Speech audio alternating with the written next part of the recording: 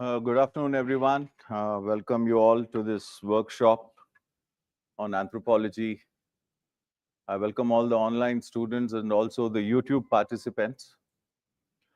My name is Karthik Godavarthi, and this is my colleague, Mr. Vinay Krishna. We are the faculty of anthropology here. While I teach socio-cultural anthropology and paper 2, that's what we call as Indian anthropology, Mr. Vinay Krishna will be teaching the physical anthropology part of the syllabus. So what we propose to do today is to give you an overview about anthropology as an optional for civil services exam. We are aware that you have a lot of choice when it comes to choosing an optional, but we also realize the strategic importance of choosing the right optional and making a very informed decision while doing so. Because optional carries 500 marks and it also has a significant overlap with general studies and general essay. And what would be the pros and cons? What are the things that you can expect from us and what we expect from you? What is the syllabus and how do we go with our classes? How do we navigate through the syllabus and help you navigate through it yourself is what we plan to give you an overview about today. Well, after the end of our sessions, if you have any questions still, we would love to answer them for you. And we have kind of designed it in such a way that we have been fielding a lot of questions about the syllabus, the frequently asked questions. So we try to incorporate as much of those questions and answers in this workshop. Okay. So this is how, Vinay, would you, yeah. And how we have planned it is that, well, I'll first discuss with you very briefly what anthropology is, because you need to know the depth of the waters before you take a plunge into it.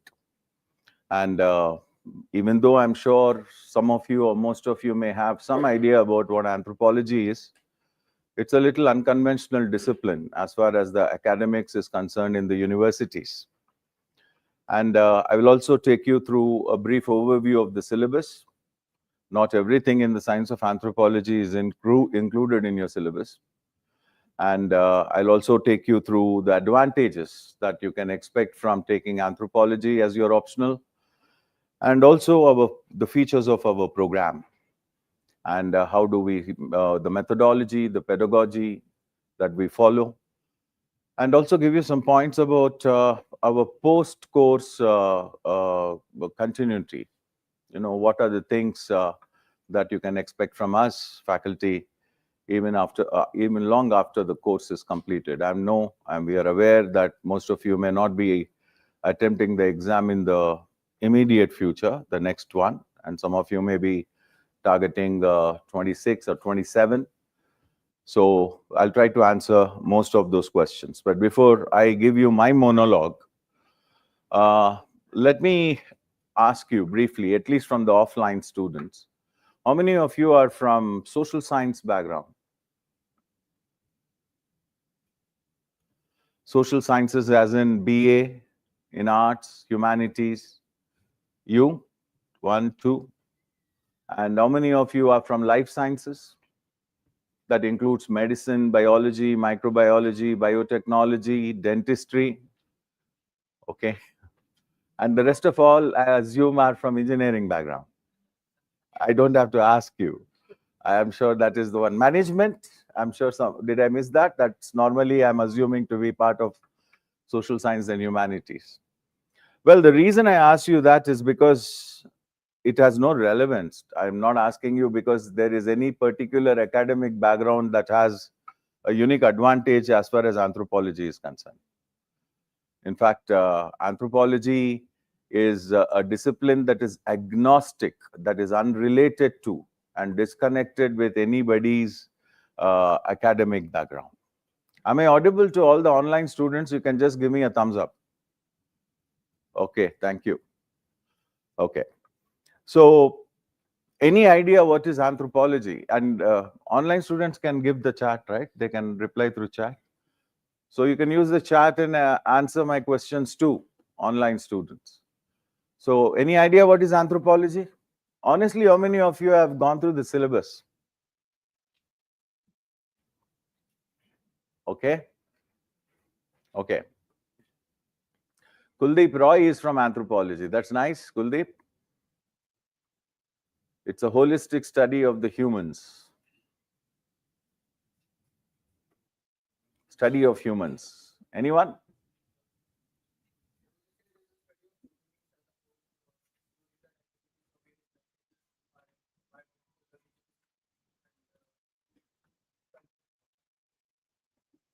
Okay.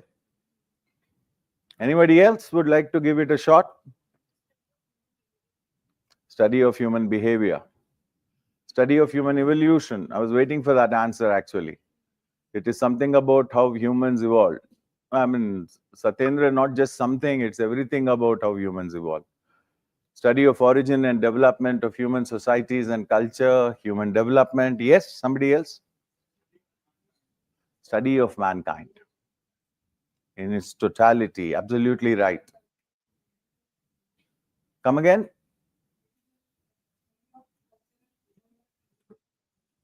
Cultural, behavioral, and linguistic approach. Okay, good. I think you more or less covered anthropology. You know something, you can never go wrong when you want to define anthropology, because it's the study of almost everything under the sky that has to do with the human beings. I am actually an alumnus of University of Hyderabad. I finished my post-graduation in anthropology in the year 1992. I started teaching anthropology. I specialized in a domain called medical anthropology subsequently. And my teachers, my gurus, one of them is Dr. B.V. Sharma, who's currently the director of Anthropological Survey of India. And I've been teaching for civil services aspirants since 1993. And I'm sure most of you were not born. I'm not sure. I know you're not born. And it's more than 30 years of me teaching anthropology. I'm actually the author of the very famous, most pirated notes in anthropology called Brain Tree Study Material. And I was teaching in Hyderabad for almost 28 years. Last four years, I've been in Vajiram, Delhi. Well, anthropology is, you will understand probably once you are a month or two into the syllabus, that anthropology is not just a discipline, but it actually becomes a way of life. It is a way in which we try to look at ourselves. It is a way in which we try to look at the rest of the world. The world would not be the same, when you look at it after you go through the classes in anthropology. Your perspective towards everything changes. Is because that's exactly what anthropology brought in almost 200 years ago to the body of sciences. The word anthropology, we don't have to search for any definition. If we look at the meaning of the word anthropology,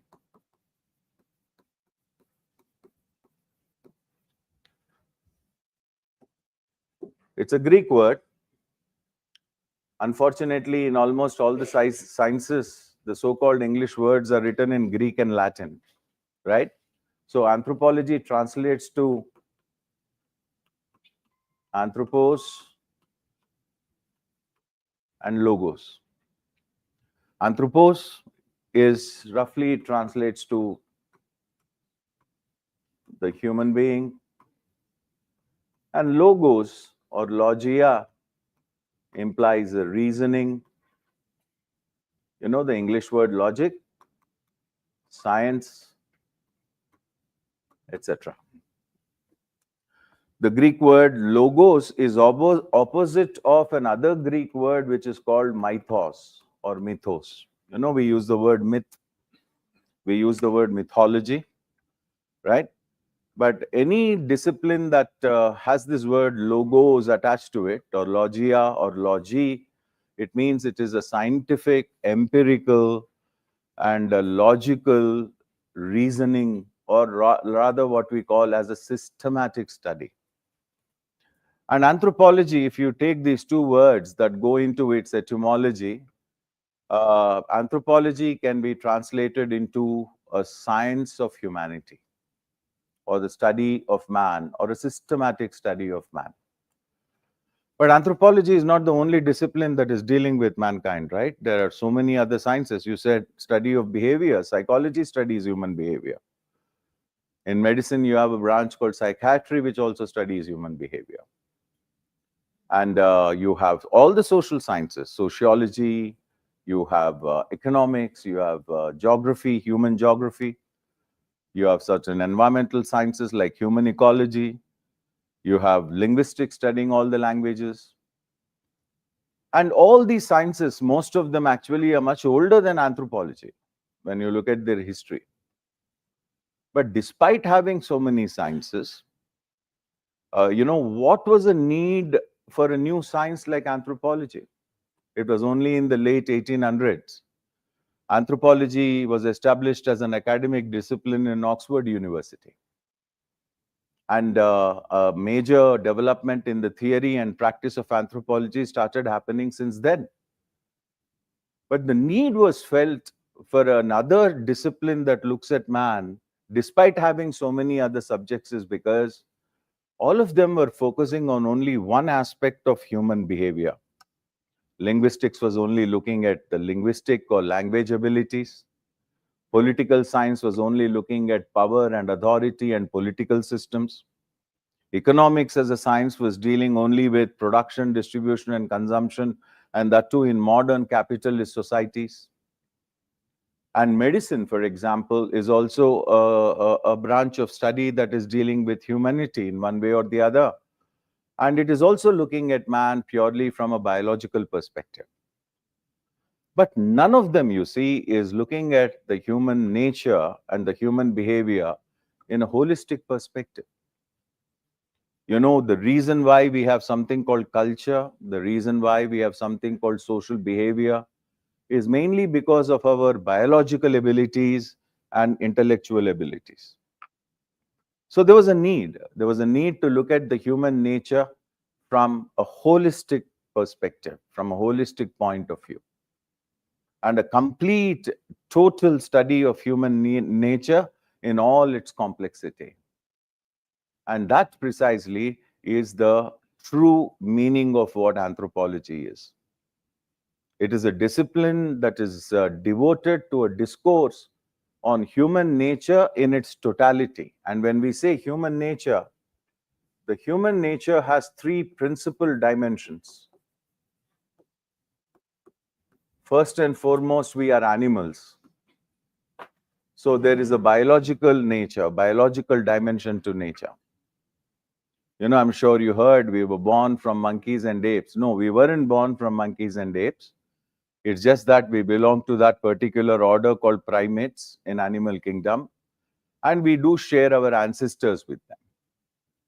And biological nature is looking at the biological dimensions of man. You know, biological evolution of man. And moreover, look at this small classroom. There's no two people who are alike. In the same way, the entire planet of Earth, except probably the identical twins, you know, there are no two people who are similar biologically. No other species demonstrates this kind of a diversity. In fact, two children who are born to the same parents are not alike. There must be a reason for us to have evolved this way. And we need to understand also at the same time what makes us so unique in this animal kingdom. Is it the erect posture, or is it, the nimble hands? You know, our ability to hold objects, and also what we call as a precision grip and a power grip? Or is it this so-called large brain that is making us special? And we are also one of the youngest of the species that has evolved on Earth. The most modern Homo sapiens, you know, we call ourselves Homo sapiens, right? The most modern human beings on Earth have evolved some 50,000 to 55,000 years ago. Evolution was happening for more than 3 million years.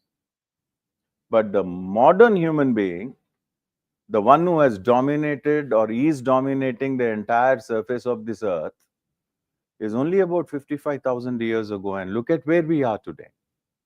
We are right at the top of the food chain. And today we are the most dominant species on Earth, which is already exploring, as you and I are talking about anthropology today. Somebody is busy trying to see if we can establish human habitats in the outer space. And you very well know who that guy is also, right? Elon Musk is planning to start some habitations on Mars. No species has dominated the Earth the way we do. And what makes us special needs us to understand the human biology and the human nature. But the human nature is not just biology. We are not just bag of bones and blood, right? We are not like any other animal on Earth. But we also have a sophisticated culture. This is the cultural dimension. We have a language. We make tools. We manufacture whatever we want to. We produce our own food. We have also collectively decided what is right and what is wrong behavior. We monitor each other's behaviors. And that sophisticated dimension of human nature is what is called as culture. And there's a third dimension, which is called the social nature. Somebody said, right, man is a social animal, right? We don't just live in groups. Even ants live in groups. Many wild animals live in groups. But we live in groups which are made of interactive populations. Like, we know each other's needs. We are aware of each other's pros and cons. We take care of each other. And we have organized ourselves into a complex society. And in this society, we have made certain institutions like marriage, family, kinship, right? We have also made certain rules about how we should produce food, how we should distribute it, what we should consume and how we should consume. And we also have created a political institution that controls our, what shall I say, delinquent behavior or wrong behaviors. All these constitute the third dimension. And this three-dimensional human nature, biology, culture, and society, is what makes the human nature a very sophisticated one. Unfortunately, there are sciences that are looking at only the biological nature independent of cultural and social nature. There are sciences that are isolating a small aspect of human culture like language and linguistics and only looking at it. And there are social sciences like sociology, economy, political science, and all that are exclusively focusing only on certain aspect of the social nature and not even entirely. But who is going to understand the humanity in totality? Who is going to understand the human nature in all its glory and its complexity? And it is necessary because biology influences culture. And biology and culture in turn influence society. Our social behavior influences biology. And our cultural behavior also influences biology. There are certain groups in this world, who continuously eat a particular type of a staple food, either because their environment does not make it possible to grow that crop, or there is a taboo in their religion that they are not supposed to touch it. As a consequence, a particular critical set of amino acids may not be, synthesized in the body. And amino acids are the building blocks of proteins, and proteins are the heroes, the biochemical heroes that take care of all our body. Somebody has to link biology with culture, culture with society, society with biology, and look at the human nature in all its complexity, permutations, and combinations. And that approach is what we call as holism or holistic approach. Every coin has two sides, right? And no answer is complete unless you're touching upon all the aspects and perspectives that are involved. And that holistic, multidisciplinary, approach to understanding human nature is anthropology. And as long as anthropologists have been there, they always try to answer only 3 questions about man. Who are we? Where did we come from? And why do we behave the way we do? You know, who is man? Where did he come from? And why does he behave the way he does? Man here is the biological term, okay? It's gender neutral. And anthropology has been trying to answer these questions ever since, it has evolved. And that's what precisely we are going to do as a part and parcel of our syllabus in the civil services examination. The context and the reason of this webinar is to help students understand what is anthropology and what is the syllabus for anthropology, and this is for civil services. The civil services exam and anthropology as an optional for civil service exam. Okay. So that's anthropology in a nutshell. Are you with me? Are you following what I'm saying? So we will be looking at the definitions and the scope of anthropology as a part of the syllabus. But to put it in a nutshell, we can say that anthropology is a discipline that is devoted to a discourse on human nature and everything that touches humanity and everything that the humanity touches. I keep saying this ad nauseum, is a part and parcel of anthropology. Virtually, there's nothing like out of syllabus, because there's a lot of things happening with us everywhere in the world, every single moment of time. And everything is more or less something that we look at as a part of the syllabus in anthropology. So let me take you through the syllabus of anthropology for civil services.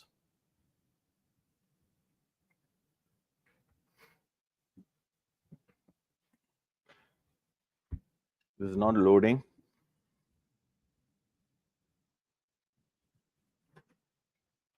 Expat will not load. This one.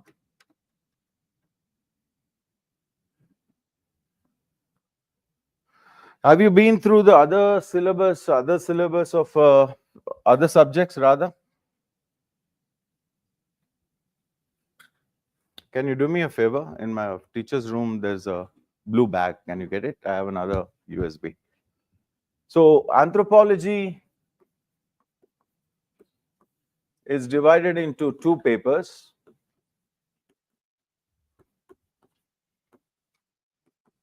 Like every other optional subject,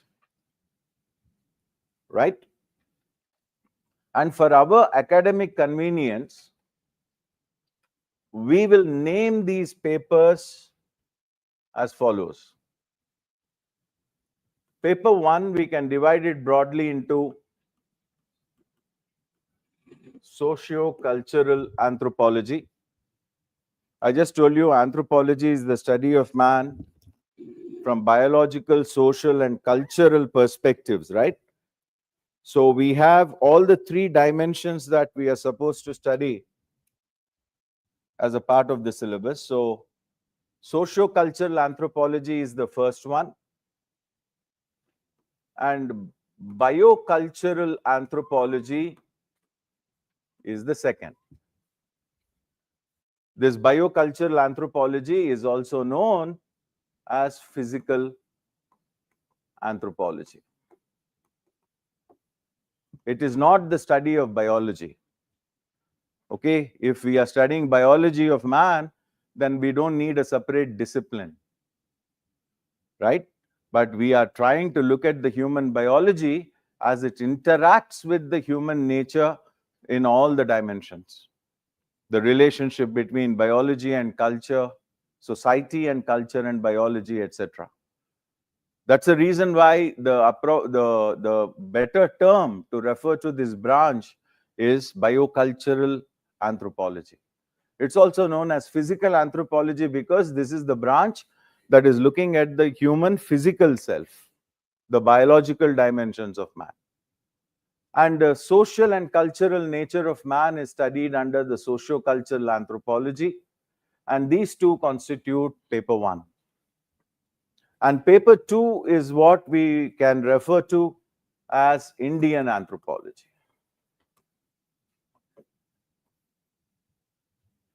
I'll answer your questions, Pradham. Let me first give the overview and then I'll answer almost all the frequently asked questions in anthropology. Don't worry. And this is the second paper. And I'm sure you must have gone through the syllabus that optional carries 500 marks. And each of these papers obviously carries 250 marks each, right? So that is at a very broad level.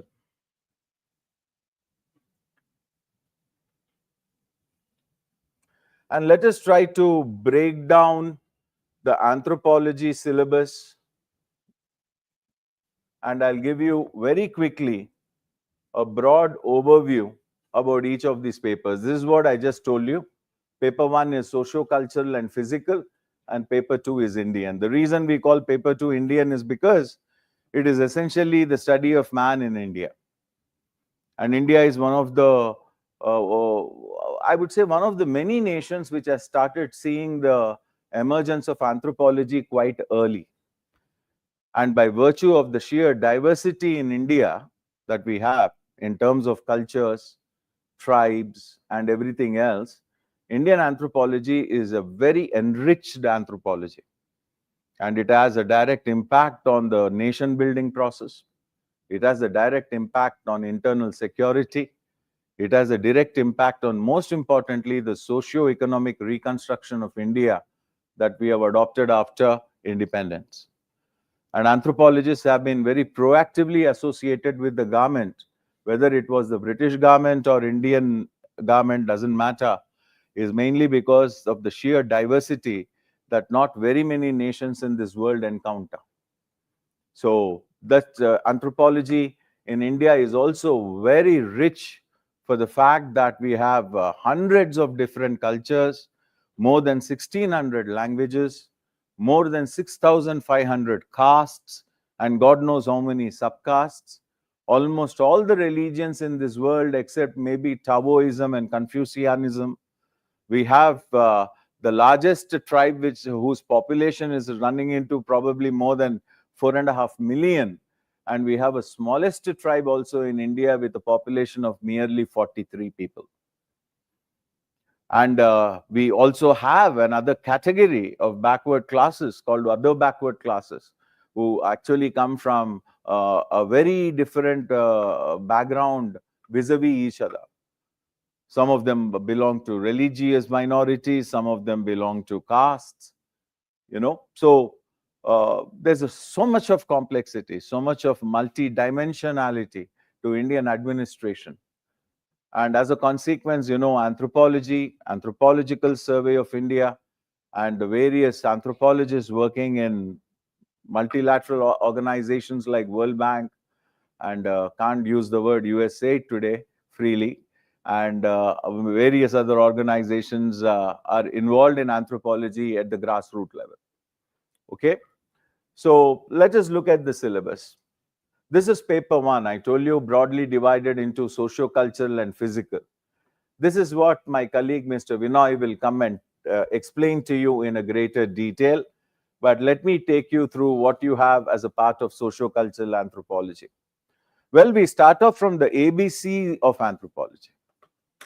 Your syllabus is made in such a way that you are not expected to have any kind of a background or academic background in anthropology. Not very many universities actually offer anthropology at an undergrad or a graduate level.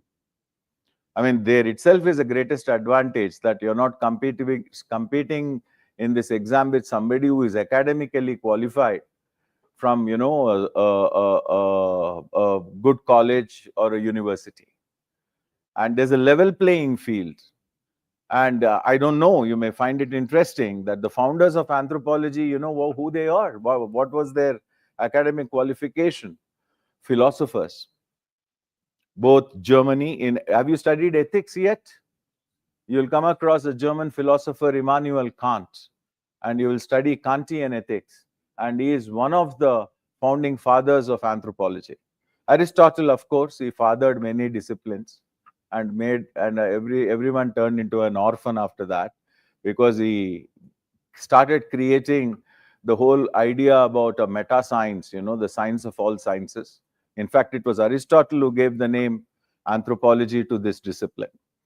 And then we have philosophers, we have geographers, mathematicians, people who had degrees in mathematics and physics.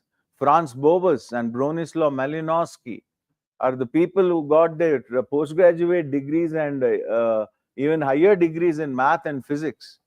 And when they were interested in anthropology, they started studying it in Britain and America, and subsequently brought the same scientific rigor of physics and mathematics into anthropology, because their obsession was to make anthropology a scientific discipline. They do not want any interpretation of human nature to be subjective. You ask everybody which culture is better, they'll say their culture is the best. Ask anyone which language is sophisticated, they'll say their own language is sophisticated. But here we are, humans studying humans and humans studying themselves and trying to come out with objective, scientific, rational findings about who we are, where did we come from, and why do we behave the way we do. And we do it with the scientific rigor. That's why the word logos and anthropos, science, reasoning, and logic. And this kind of a scientific rigor came because we have people like physicists and mathematics who were the founding fathers, engineers, especially, for example, there's a chemical engineer. His name is Benjamin Wurf. And he used to work for an insurance industry. And one day in his office, he got a call that a chemical factory was burning. So he went running, because he's an inspector with a chemical engineering degree. And if the factory is claiming insurance, it was he who was sent to investigate. Boss, tum chemical engineer ho, see whether it is something, insurance industry. The first thing they say is no, we won't pay you. So he was sent. And he realized that that accident mainly happened is because of the way English is perceived by people when they are reading it. One corner of the factory was a gasoline tank full of gasoline tanks which were full. Another corner of the factory was gasoline tanks which were empty. And there's this huge red color boards, full, empty. So because the petrol tanks were empty, everybody used to smoke there. They don't smoke here because it is full. Yep. So some factory worker took a break, smoked a cigarette, threw the butt there. Probably it didn't go off and it caught fire. And was that the worker's mistake? This man says, no, actually it is not. It's the way English is taught to us in school. Because full, opposite of full is empty. And all these factory workers, they didn't have great higher education to understand the nuances of English. So full ka opposite empty hai. So empty, nothing is going to happen. So he chucked the cigarette, explosion. Why? Because we study full and empty as a binary in English. And he says, language, culture not only influences language, but language influences the way the humans look at the world and perceive the world around them. If you are looking at something in a particular way, he said, it is because your language is making you look at that thing in that particular way. The Eskimos have more than 20 words for color white. And they don't have very many colors. They live in a tundra, permafrost. Mostly it's white, right? 365 days a year. But that color white for them has more than 20 different versions. For you and me, it's white. A white is a white is a white, nothing else. The reason is because in their vocabulary, because the children are brought up in that ecosystem, they are taught about every small change in the snow, every small change in the ice, the waters, and everything else. Whereas in some other place where there is a tropical paradise, maybe they have hundreds of colors in their vocabulary. So You are not seeing the world in a particular way because your brain is making you see it. You're looking at the world in a particular way is because your language is making you see it.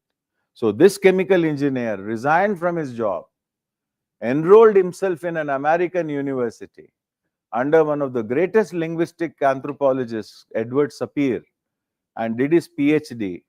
And he has published tons of literature on the impact of language, culture, and on the human perception, and came out with one of the most important laws called the Sapir-Whorf hypothesis, or the law of linguistic relativity.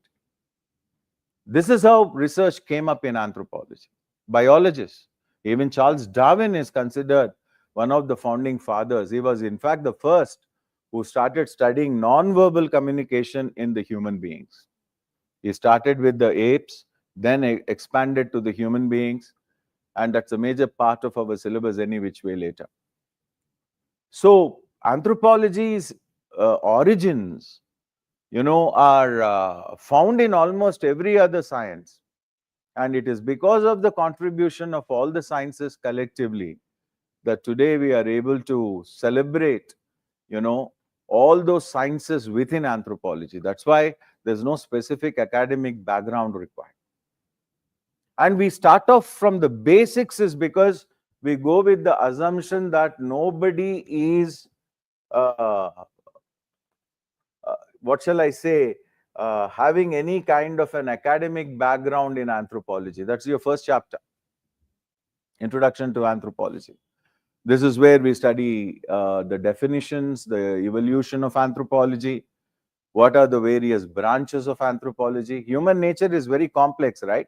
So because of the very complexity of the nature, you have many specializations within anthropology. And those specializations essentially exist so that those anthropologists can look at in minute detail, those dimensions of human behavior. Sociocultural anthropology is one branch. Physical anthropology is the second one. The third is linguistic anthropology, which is language and non-verbal communication. And the fourth one, I don't know how many of you know this, but you study prehistory for ancient India, that's anthropology. It's called archaeological anthropology. Archaeology is a branch of anthropology. So these are the four main branches. There are some sub-specializations and all. And then there is so much of redundancy in your syllabus, your anthropology syllabus. Redundancy in a sense, if you have studied a particular topic in one chapter, there is no need for you to study a different topic or similar topic in a different chapter. The syllabus is very disorganized, or I would say redundant. And though that is the reason why both me and Mr. Vinoy, we are academically qualified in these disciplines. So we know exactly how it has to be taught and how it has to be learned. And certain dimensions of the subjects are also something that the students often miss. And you need to look at things from a completely different perspective, not strictly through the lens of your syllabus. If at all there is one drawback with the syllabus, unless you sit with a professional, you wouldn't know what that syllabus actually means, because there are duplications, redundancies, and in some cases absolutely obsolete concepts that are no more pertinent. And there is an order in which we teach anthropology, which you will learn anthropology.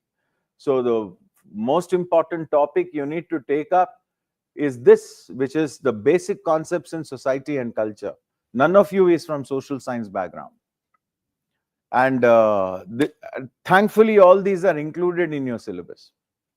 Just like the way in physical anthropology, basic biology that you and I have left in 10th class, 10th standard, cell, cytoplasm, which is all, you need to learn more biology for GS than the biology you require for anthropology, by the way. Some of you have come and met me also, that I don't have a biology background. Well, nobody has one. And but at the end of the day, anthropology is mainly popular because it is scoring and manageable. And a major chunk of the reason why it is scoring and manageable is because you have topics which are like very simple and straightforward. So likewise, just like the way we start from the basics here, we start from the basics here, the ABC of social studies.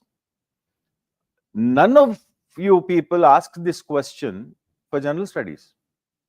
You only ask this question for biology. Can I manage general studies without social science background? Can I manage Indian polity without political science background? Can I manage economics without Indian economy without economics background? Your questions are application based in general studies. वो जमाना गया where he will ask you what is the full form of GDP or NTR. Those days are gone. You know, you're supposed to know the applications and the nuances and the interdisciplinary nature of your treatments. But nobody asks. Nobody asks that I don't have a background in English. Can I write the general essays? I don't have a background in philosophy and psychology. Can I handle ethics? Well, you're handling there, right? Without any academic background. The reason is because there's a level playing field. If he is good in physics or math, he may do his statistics and other papers well. Somebody is good in economy, somebody in geography, somebody in social aspects of problems. Same as the level playing field in anthropology too. But unlike general studies, where nobody is going to wait for you to learn the basics, they go with the assumption that you know the basics. We go with the assumption that you are a graduate already. And you wouldn't have reached this level of your career, but for you finishing and passing all those exams, right? So same is the case with Anthro. You don't need any specific academic training to sit and understand anthropology and master this discipline in a short span of time. The reason is because that's how beautiful your syllabus is organized. That everything is there which is required for somebody who is starting with the spelling of anthropology in all the branches of anthropology or all the chapters you have. And this is where you learn what is a society, what is a community, what is an association, what is what is culture, what is civilization. These are the words we use interchangeably in English. And trust me, your understanding of these concepts is critical for you to even master your general studies. I'm not exaggerating. And I'm not here to baptize you into anthropology, by the way. I'm only like a constable telling you, all the directions and at what speed you need to actually maneuver. It's left to you ultimately. And none of the general studies papers has incorporated in its content the basic concepts of social sciences. How would you answer or tackle certain questions on caste? When you are not sure about the concept of social stratification, which is at the center of social stratification. How can you answer questions about social inequality when you're not sure about what is a class system? How did it evolve? Is it only about income or is it about something else? So these are the kind of basic concepts we study in this particular chapter. This is where you learn the ABC of anthropology, ABC of all the social sciences.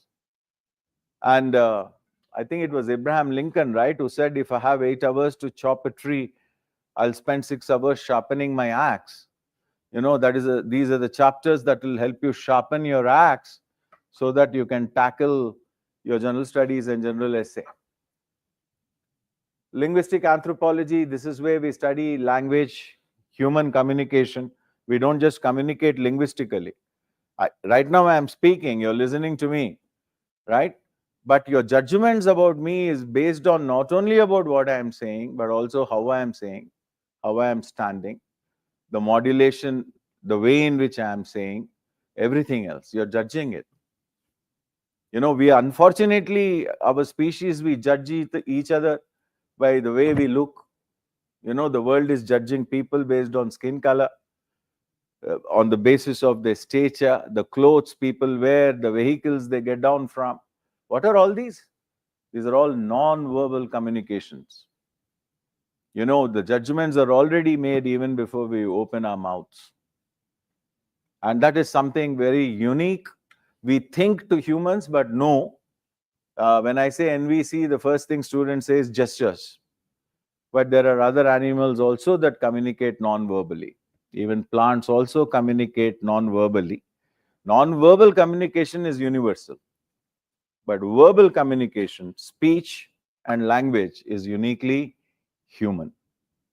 And don't take our language for granted.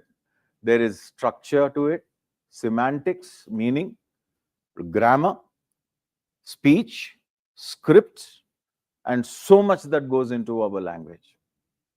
And a majority of the world population is monolingual. They can only speak in one language, right? Only a very small minority is bilingual and trilingual.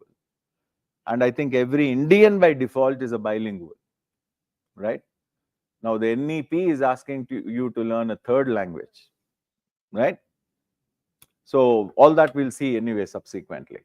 And then we study all the social institutions. You know the meaning of an institution? The English meaning is different from sociological meaning. So, social institutions means, see, humans don't do things randomly. You moved into this class for the first time now at 2:30. I moved in along with you. I'm sure most of us are meeting each other for the first time. The guys and the girls sitting next to you, around you, beside you, before you, you never met them before. With what confidence are you sure that you're in a safe and a secure place? With what confidence are you driving on the road that nothing is going to happen to you? You're walking into a restaurant, and with what confidence are you? That's one place we should be careful. But whatever is being served to you is safe and secure. That's because whatever the human beings do, they do it on the basis of certain rules, regulations, rituals, procedures. The set of these rules and regulations and procedures are what are called in social sciences as institutions. A rape is a crime. Causing injury to somebody is a crime, right? Or insulting somebody in a social gathering, crime.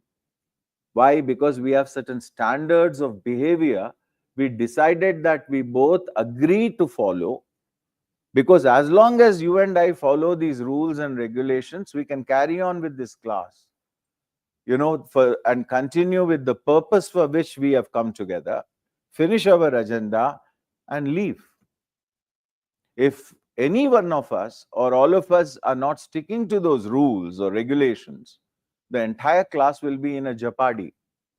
In the same way, if one idiot on the road is not driving carefully, forget about that guy. He deserves to die. But there are many other innocent people who may in the process get injured or lose their life. So every need we have has to be satisfied in an organized way, in a defined way. And those defined procedure-driven ways of doing things are called institutions. And all the human societies have some primary social institutions. What they are? Marriage, family, kinship. Kinship means relationships, right? Economic institutions, production, distribution, consumption. Political institutions, which has to do with power, control, authority, rules and regulations, monitoring, supervision. And the last one is religion. These are the institutions that mankind created. Why they have created, what functions are they fulfilling, what needs are they taking care of, we'll see as a part of the syllabus. But that's an integral part of your syllabus. We do a comparative study. Why comparative study? Are all religions in the world same? No. Everyone probably is getting married. Are all marriage systems same? No. Some people are monogamous. Them one man, one woman, or same-sex marriage, one man, one woman, one woman. Some people are polygamous. It could be one man, many women, called polygyny, or one woman, many men, called polyandry. There are some cultures with group marriages. A set of males are combinedly married to a set of females. So like this, there are so many different arrangements. And all of them ultimately, or collectively rather, are referred to as marriage. Same is the case with family. Same is the case with economics, politics, and religion. So many religions are there. And religion is another symbolic thing about us. Every other institution is taking care of roti, kapda, or makan, right? And religion is one that is also taking care of our mental needs, our emotional needs. And why did this institution evolve? Why did we create it? In today's world, it is not only responsible for our inner peace, but it is also responsible for global politics. There's not a square inch on earth that is free from ethnic conflicts based on religion and culture. So all these kind of questions we deal with in this set of chapters. Combinedly, we call them the comparative study of social institutions. We study the approaches to study culture. There's about 6 or 7 theories or methods through which culture was studied in anthropology. And demography. You know what is demography? Study of population. Why it's called demography? Because a population in technical terms is called a DEME, DEME. And demography is the study of population. But we are not studying demography. We call it anthropological demography. Ultimately, what does population study study? Birth rates, death rates, right? And migrations, structure of the population, growth of the population. Same thing we study. But we are doing it in our own anthropological way. Remember, for every science outside, there is a parallel in anthropology. There's medicine, there's medical anthropology. There's economics, we have economic anthropology. There's politics, we have political anthropology. We have demography, we have demographic anthropology or anthropological demography. There's genetics, we have human genetics. So there's always a branch in anthropology for every other discipline in this world. And the reason is because we are using our own interpretations and giving a more holistic interpretation of these facts. Population ultimately, don't you think, is a function of marriage? Fertility. Fertility in turn is influenced by nutrition, culture, right? Sexual behavior or sexuality. There's something called the menstruation or menstrual cycles, menarche and menopause.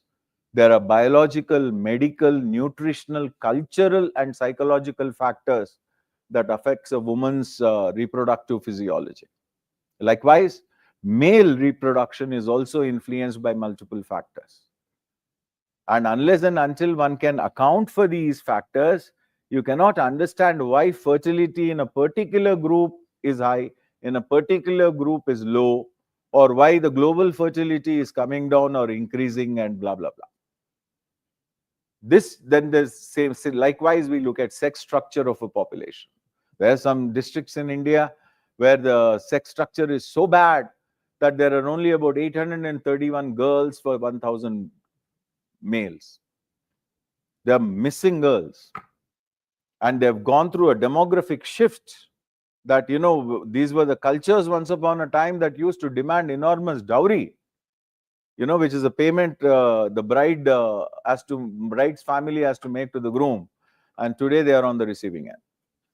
That the fathers of the sons in these districts are willing to give bride price so that they can get a daughter-in-law home, is because there are not enough girls in the society to get their sons married to.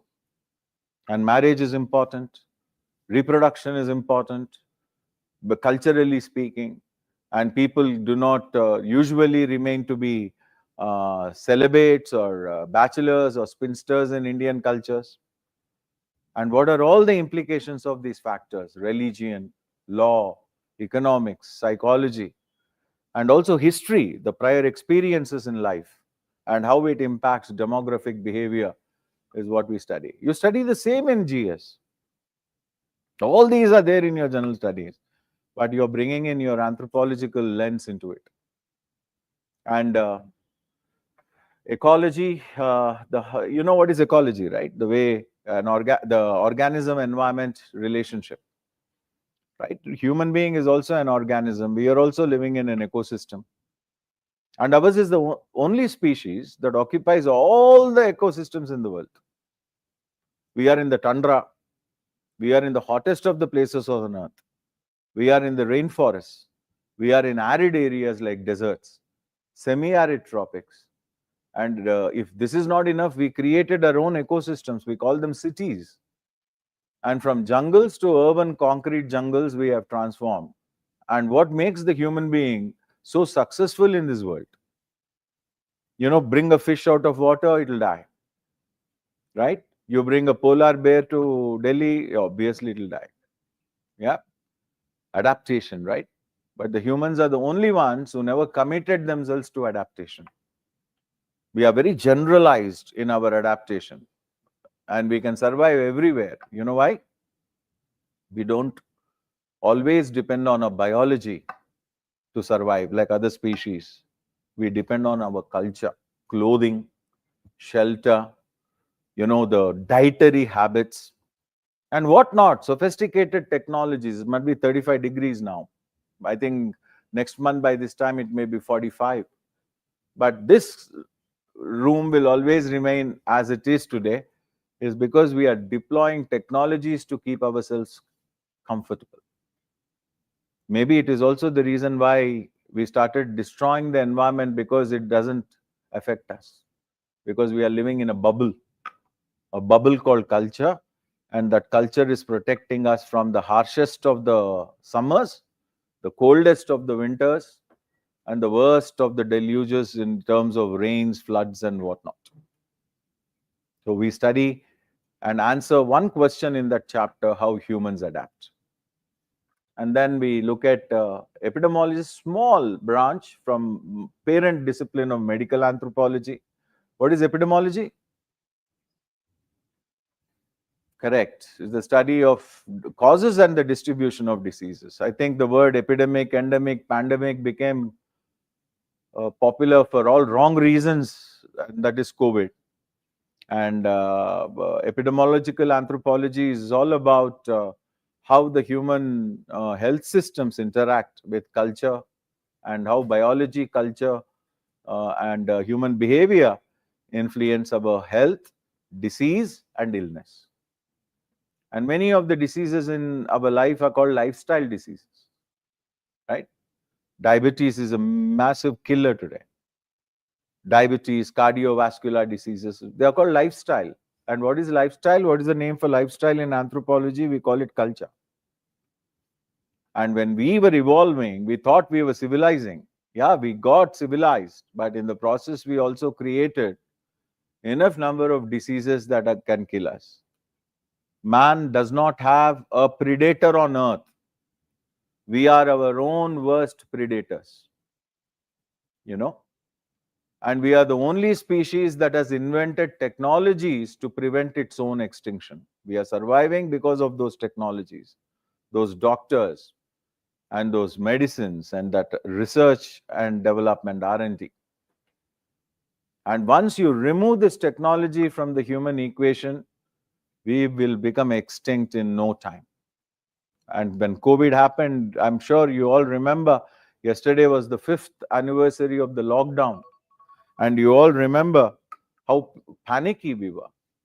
Why? We didn't know what the hell was causing it. We don't know how it spreads. We don't know what kind of a disease it will create in us. And when absolutely there is no knowledge about everything, if allopathy doesn't work, if naturopathy doesn't work, homeopathy doesn't work, Ayurveda doesn't work, If homeopathy, allopathy, naturopathy doesn't work, we only depend on Tirupati. Right? Medicine deals with life and death. Religion deals with life and death, and also life after death. Salvation, nirvana, kaivalya, enlightenment. So medicine and religion always coexist. Culture and medicine always coexist. And looking at that kind of complex interaction is medical anthropology, and a small branch is epidemiological anthropology. Go to any corporate hospital, what's the first building you see? Is it the emergency room? No, it's the temple. Every hospital has a prayer room for all religions. Right? It's also there in all airports. So we don't trust our technologies. A little bit of supernatural help is what we require, because we are not sure about ourselves. And then, of course, we study the research methods, how we do research. Anthropology is a fieldwork science, field-based science. There's nothing like armchair anthropology. You know, if someone claims to be an anthropologist and has not done a fieldwork, are not anthropologists. These are the people. I have done my fieldwork in Paderu area in '92. Subsequently, I did my fieldwork in Coorg amongst the Kodavas. Anyone from Karnataka may know them. And I've done a visual ethnographic project which was made into a documentary by Films Division of India. And Kodavas was an ethnographic research, a total cultural profile of the Coorgs. And Robin Uttappa, for example, is from Coorg, is a Kodava. And many other people in the sports and film industry. And then you have a bit of prehistoric archaeology, principles of prehistoric, same thing as your general studies, Paleolithic, Mesolithic, Neolithic. Then you have Indus Valley civilization. What are the factors responsible for its growth and decline? Same thing. Anthropologists, don't forget, archaeology is a branch of anthropology. Mr. Vinoy will explain that, physical, but this is India. If I don't put the heading, just look at the topics. Demographic profile of India, India's population structure and growth, population policy, traditional Indian society, Varna, Ashrama, Jati, there's something called Jajmaniya system, caste system. Isn't that all there in your GS? Yeah, and arts and culture. You know, Varna and Jati, are they same or not? And Jajmaniya, your social issues you will study. And India's villages, 6 lakh plus villages we have. And even though there's a rapid urbanization, majority of Indians still live in villages. India has a title, no? Gramavasini Bharati. You know, real India lives in its villages. So we study everything about villages, the village economy, the village social structure, and the nature of social institutions in India's villages. The agrarian relationships, you know, during the Mughal rule and British rule, and then post-independent India, land reforms, Green Revolution, and the impact of globalization on Indian farmers. And then you also have, we will also look at the social change Panchayat Raj institutions are supposed to bring. 73rd Amendment. Panchayati Raj, how are they empowering women? And everything else about the village is what we study. It's called rural anthropology. More of anthropologists started studying Indian villages on invitation of our first Prime Minister, Pandit Nehru, who invited social anthropologists and sociologists from all over the world to shift the focus from tribes to villages, because India launched one of the world's largest government-driven rural reconstruction program on Gandhi Jayanti, right? What was it called? The Community Development Program. Billions and billions of dollars and rubles those days. Soviet Union and USA were our friends. We were non-aligned. And all the borrowed money and our own hard-earned money, we started bit by bit reconstructing India's social fabric, which was actually torn away into pieces by the bloody Britishers when they left. So we study India's villages. And social and cultural change. Sanskritization, westernization, modernization. Again, you will study role of social media. You have this in your social issues also, right? These are the ways in which Indian cultures have been changing. I don't want to get into the meanings right now, because if I get carried away, I may finish the syllabus and go, which I can't do. And then we study everything, everyone, minorities. Constitution of India recognizes only two minorities, religious and linguistic. There are many issues in the minorities and their problems, social problems, economic problems, political problems they have. Dalits who got converted to other religions are not treated as Dalits anymore. They are treated as minorities. There's a Sachar committee, Justice Ranganatha Mishra committee. All those we study here. And everything about the tribes, because our tribal studies began in anthropology. In fact, there are 29 or 27 tribal cultural research institutes with anthropologists that keep doing research in the various states and the Union Territory of Andaman and Nicobar. And we study their problems, the constitutional safeguards, the special type of tribes called PVTGs. You know, Prime Minister recently launched a 15,000 crore program, PM PVTG mission, particularly vulnerable tribal groups. Sentinelese, for example, Andaman and Nicobar. Recently, Government of India announced a Great Nicobar project. You know, Madhav Tiger Reserve, you must have heard, one single lone tigress was introduced there. Simlipal, Achanakmar, all these project tigers are affecting the tribes who are living in those areas. Most of them are hunters and gatherers, and they belong to the PVTG group. And backward classes, we study scheduled castes, we study scheduled tribes, we study OBCs, we study denotified communities. I know recently it was in the newspapers, yesterday or day before, Hindu had an article on Habitual Offenders Act. Yeah, if you have started studying your current affairs, it's part of the anthropological topic of what we call as DNTs or denotified tribes. Britishers had an act called Criminal Tribes Act, and some people were incorporated in it as habitual criminals. And Indian government repealed that act, but replaced it with Habitual Offenders Act. And we see those problems. And then, of course, your internal security issues, regionalism, communalism, ethnic movements and ethno-political movements. Manipur, you're seeing Central Indian tribal belt, we see ethnic conflicts, communal tensions, not only Hindu-Muslim. Communalism can be Hindu-Sikh communalism, right? Hindu-Christian communalism, caste communalism, right? Language communalism, like linguism we call it. Right now, Tamil Nadu, it has always been against the introduction of Hindi. What are the reasons behind those fears? What has happened in the history?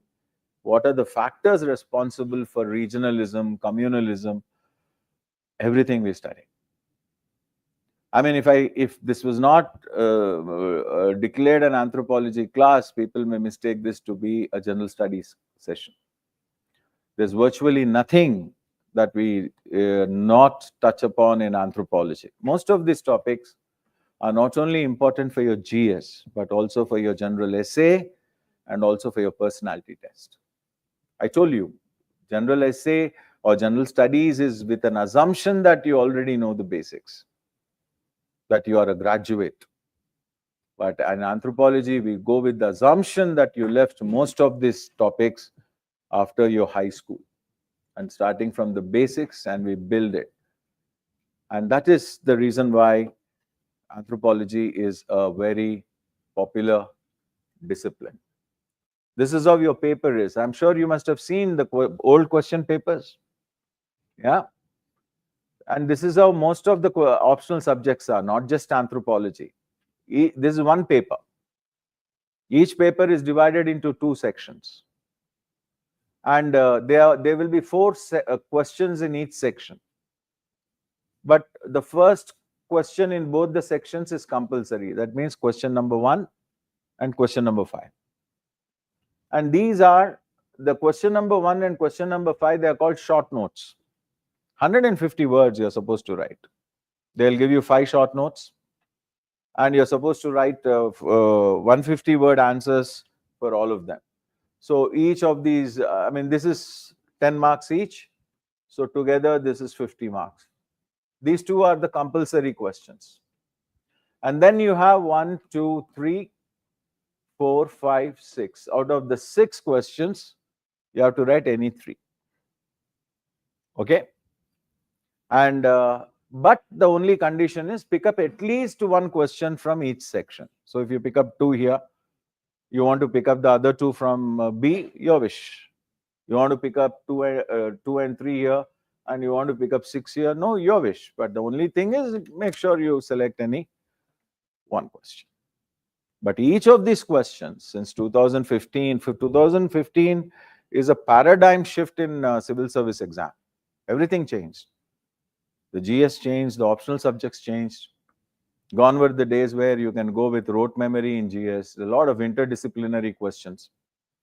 And here you see what each of these questions is again divided into 3 sub-questions.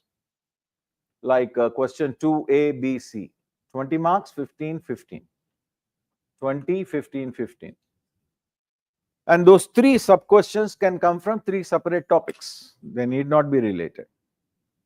Are you following what I'm saying, everybody? Yep.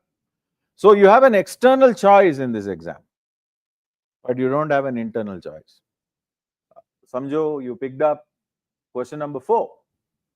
You have to write A, B, and C. Question 4A, 4B, 4C. You can't take 4A and B here and take C from. Okay? We wish, but we can't, unfortunately. So you need to be thorough with the whole syllabus, right?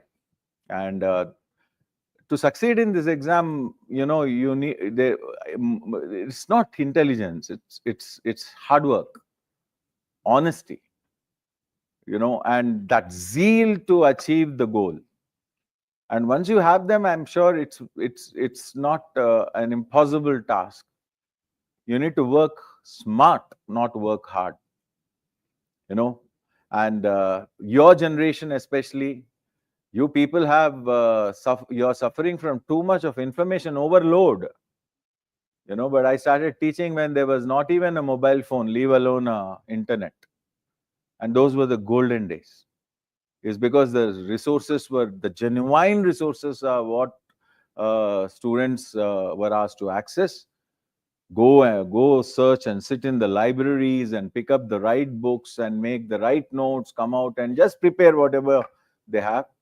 But today you have these notes, those notes, this topper, that topper. I'll answer those also in a short while. But this is how your question paper is. This is one paper, same ditto will be paper 2. Are you with me, all of you?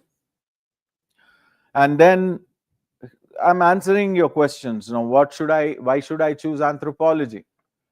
Let me wear my marketing hat now. Chai coffee diye? Inke liye nahi. Okay. Popular choice is mainly because you're not escaping anthropology by not taking it. It's just that you don't know what you're missing, you know, when you don't take it, because there's a lot of anthropology in every aspect of your general studies and also your general essay. Unfortunately, you will not be able to add value through anthropology to your general studies or essay or even personality test when you don't have it as an optional. The reason students take it, let me come back to the brass tacks, is because they find it very easy to understand. Why? Because who are we studying? Are we studying the reproductive system of that lizard? No. Or we are bothered about where that cockroach in that corner is planning to go for the date tonight? No. We talk about ourselves. It's us, it's everything about us. Who are we? Where did we come from? And why do we behave the way we do? So we are not talking about an alien species here. And what we discuss, you know how Aristotle has defined anthropology? He called it a gossip. Anthropology is a gossip that revolves around man, and an anthropologist is a gossiper who talks about himself. वही कर रहे हैं हम. The only difference is suit boot पहन के gossip कर रहे हैं. नहीं तो the way we sit on the road, pick up chai and make comments on everybody passing by. Here we make comments on everyone in the world. And do it in a more organized, structured manner. That's why we call ourselves logos and not mythos. Bahar ka pura gossip is mythos. Right? It's all based on they're all figments of people's imaginations. But here, empirical science, and we comment on why we do what we do. And another reason is that we don't learn anthropology, while we are in the class. We are going to experience it literally. We are going to package our experience into answers. We have people's opinions. In fact, all of us are the people who are going to develop the subject matter of anthropology collectively in this classroom. You don't need to ask some God-forsaken scientist, in some 16th or 17th century to tell us about why a particular phenomenon is the way it is in a particular culture. We know it. It's just that we are going to package it properly. And it doesn't require a prior academic knowledge. I told you that already. Because what can be the right academic background for anthropology? You tell me. There's virtually everything under the sky we study. There's a bit of medicine, economics, even math and statistics. Physics, chemistry, and a lot many things. Physics because biomechanicals, applied anthropology, anthropology of sports. You don't know that anthropology is also into sports. Montreal Olympics. And much of the sports science today is based on anthropological studies and biomechanical studies. You wouldn't believe me if I tell you that anthropologists are behind the designing of the cockpit of the fighter aircraft of the Sukhoi, And most of the sportsmen depend on the anthropological findings before they choose their gear. And in fact, many people, choose their sport based on anthropological study. Anthropology is in defense. One of the largest anthropological projects we have undertaken is for the United States Army. And there's so many areas where anthropology is omnipresent. It's just that you didn't realize it or you won't realize it till the time you come and listen to these classes. You have always been studying anthropology. You have always been interacting with anthropology. It's just that you have not realized it. One thing I can tell you for sure, your newspaper reading will not be the same again. You can't even enjoy a movie thoroughly. You will start looking at the anthropology of the storylines. It penetrates into our mindsets. It's a lifestyle. It's the way we look at the world. And you will start seeing anthropology every day. It's just that you don't know that you have been doing it. People ask, is there a lot of current affairs? Yeah, obviously. Wherever any idiotic thing humans are doing anywhere is current affairs for us. Any mad thing going on in our own neighborhood is current affairs for us. There's nothing virtually not out of syllabus. Everything is a part and parcel of a syllabus. And because there is no specific demand on your academic backgrounds, there's a level playing field. You're not competing with somebody with a degree from Stanford or any of the best colleges in India and universities here. It's because there are very few people. I have anthropologists in my class every year. Even now, just now, one student told me, but there are probably one or two people. And there's a level playing field. Academic backgrounds has nothing to do with this exam. Look at you. None of you is planning to take the subject that you have already done your graduation or master's in. The reason is because this exam has to be done with a very fresh perspective. And all of us I've always been searching for options, that's because, there may be a kind of a complacency that may set in. And this exam is all about what not to study than what to study. Clarity of thought, power of expression, and range of application. The holy trinity, according to me, that helps a candidate clear this exam. Our job is clarity of thought. That's why we exist. Expression is the way you write your answers, which you will develop, evolve. There's always a first time. And there's no one best answer or one good answer. The same answer can be written in 1,000 different ways, and all of them can be impressing the examiner. And range of application, Sanskritization, everyone writes one perspective, caste, one perspective, COVID, one perspective. But there are multiple perspectives. And anthropology being a holistic science, range of application is never a problem in anthropology. The same culture you take to your GS also.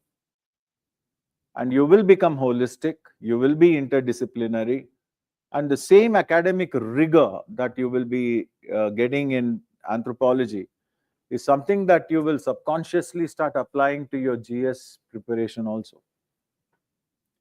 And then the syllabus is well structured, not the way they put it, the way we put it for you, easily manageable. You can easily and clearly navigate. As I told you, we are academically qualified in the subjects that we are teaching you.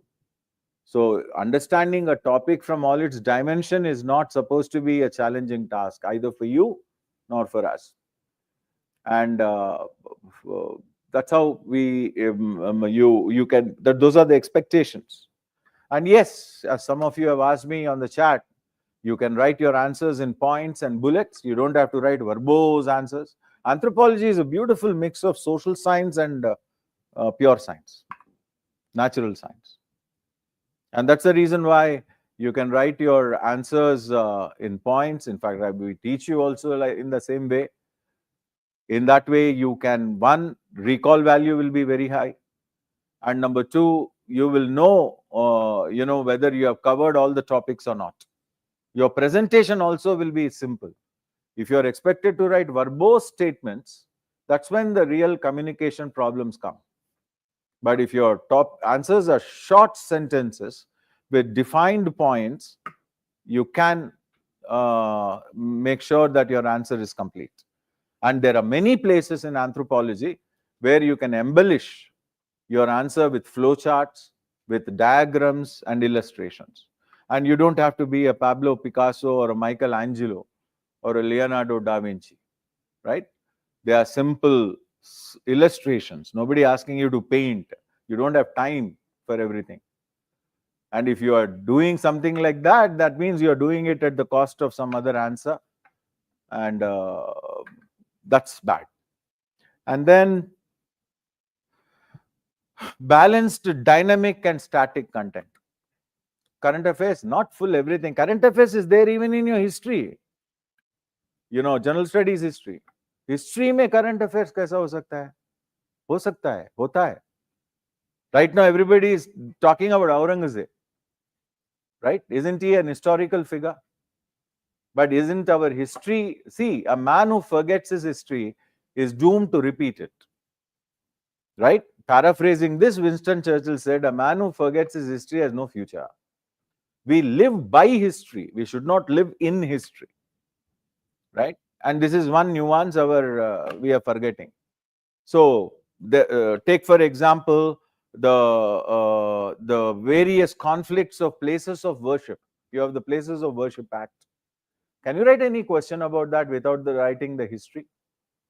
Anthropology is not only a holistic science, it's also a historic science. Everything we study, we go into its origins and then start building it. Marriage in contemporary India.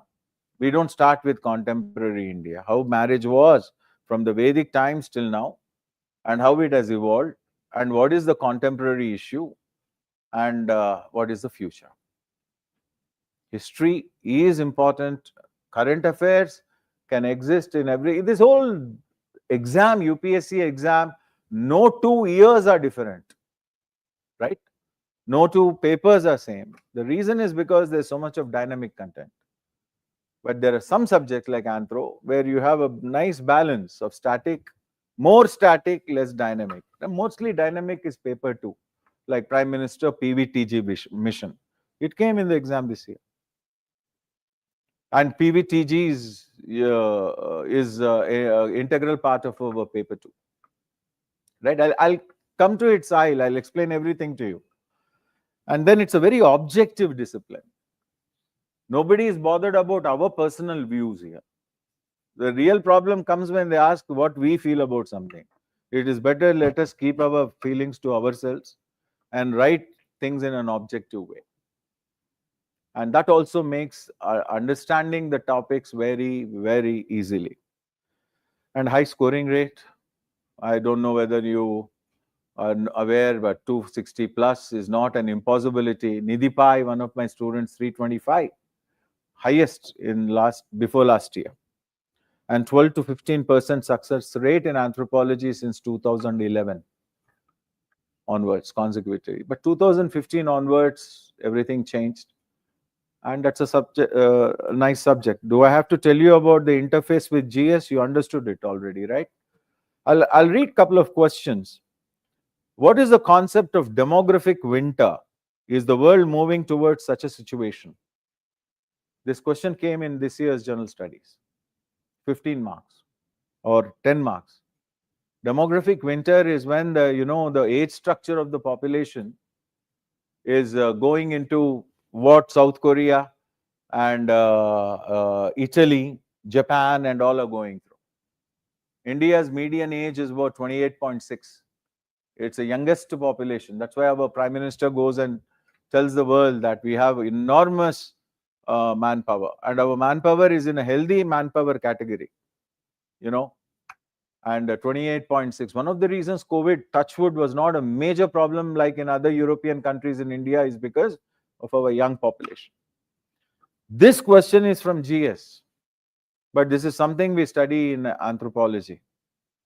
We study the social, economic, political, cultural, biological, nutritional implications of population, holism.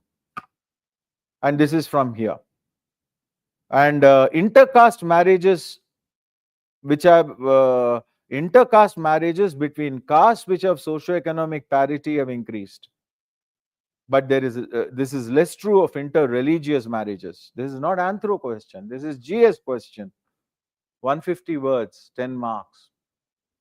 These are the things we close our eyes and write, because these are the things we discuss in our class as a part of the syllabus. Critically analyze the proposition that there is a high correlation between India's cultural diversity and socio-economic marginalities. SC, ST, OBC. We have linguism, casteism, and every form of atrocity. This is 15 marks, and I'm talking, these are all some things I picked up randomly from 2024. You know how many marks worth of questions you could have written better than others with no anthropology background? 115 marks directly. I'm not even talking about essays. Okay. Same is the case in 2023 also. But coming back, our strategy, before I yield the stage to Mr. Vinay Krishna, he will discuss physical anthropology with you. We'll cover the entire syllabus with you. The bare minimum it will take is 5.5 months. Okay, a little more if it is required. And we will have classes every single day. 7:30 to 10, I think, is the batch that is being launched on the 26th of April. And lucky for you, because these are warmer months, but not the winter months. And we follow a method of teaching that we have developed, and a pedagogy that we have developed over 30 years. So there is a specific order in which we teach the subject, a specific order in which you will learn the subject from us. Okay. And the methodology that we adopt is not only going to help you understand the subject, but it will enhance your critical thinking skills which you will require to answer questions in GS and general essay. All this will be Hawa right now, okay? Because you may not appreciate or understand what I am saying till the time you actually see how things happen in the classes. And and as I already told you, 2.5 hours a day and about 5.5 months is a very intensive study. And probably, even though the syllabus says graduate level, can't be a better, more liar than that. The questions are standards of MA honors and a little higher level. And especially since 2015, as I was telling you, the paradigm shift in this exam, both in your GS and optional, no question is straightforward. Expect you to be interdisciplinary, right? We conduct regular class tests, and you will also have comprehensive tests after the syllabus is over. And you are welcome to get in touch with us after your prelims results are out. And you will also be enrolled in Vajiram's much sought after Vajiram test series free of cost, right? You will have well crafted printed textbooks, and these change regularly every year, about 6 volumes.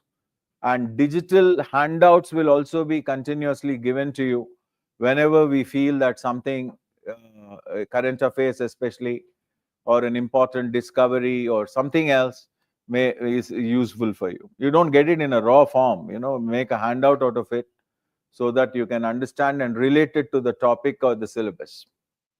And then we do discuss the questions, the PYQs, the probable questions as we are discussing the topics. So that's not something where we need to put a special emphasis. That's forgiven. At the end of the day, you're not supposed to become lecturers in anthro. It doesn't matter what your means is. You're supposed to clear this exam. And one thing we can tell you is that we don't leave any stone unturned till to make sure that you succeed. And a lot depends on you too. There's a logical continuity in these topics. You miss a class, very difficult for you to catch up with the subsequent one. Every class is a kind of a building brick for the subsequent class. Yep. And what after the completion of the course, most of you, I was told, are aiming for 2026, and some of you in 2027 because you come from fledgling courses. Nothing to worry, because we are still in touch with and mentoring and handholding students who were with us even 4 or 5 years ago, right? I'll come to that. And you continue to be in touch with us even after the batch is over. You will continue to have access to your student portal, and you will continue to get handouts even long after the course is over. Like only this morning or yesterday, I made a handout on that habitual offenders or something, some article that came in the newspapers. It's broadcast to all the old students too. And you're most welcome to meet us. We will give you our email IDs even after the course is over.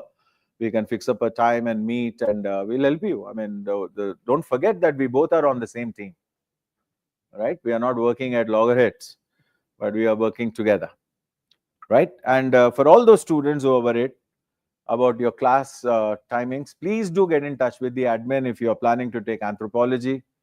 And I think every smart student will take anthropology.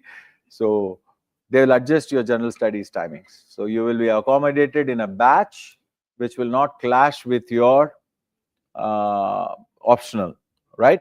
And all the students who are planning to join online, this is as interactive, as intensive, as exhaustive as offline class.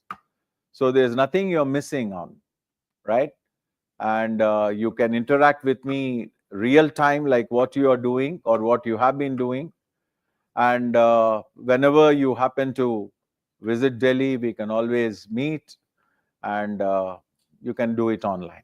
Absolutely nothing wrong. Hundreds of students have been doing it online, but just make sure that you're attentive and your distractions are less. Here we don't have a choice, but you seem to be having, right?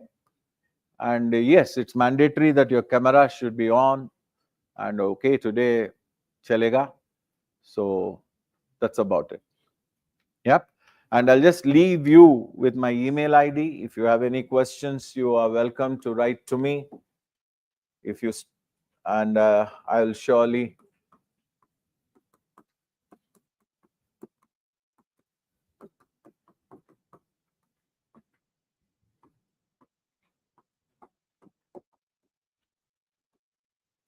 that's my email ID, kartic.anthro@gmail.com.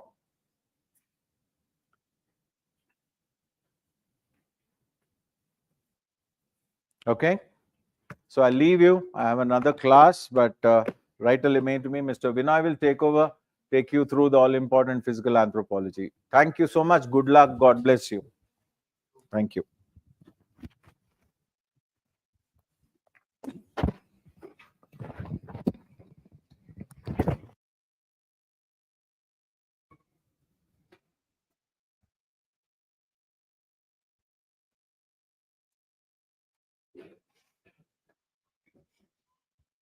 All right. Good afternoon, all of you. Upar walo, good afternoon. It would be better if you could get visible. Yeah, Mayank, good afternoon. So a lot of it has already been spoken by sir. I'm just going to add that one missing piece in the syllabus. I am Vinoy Krishna.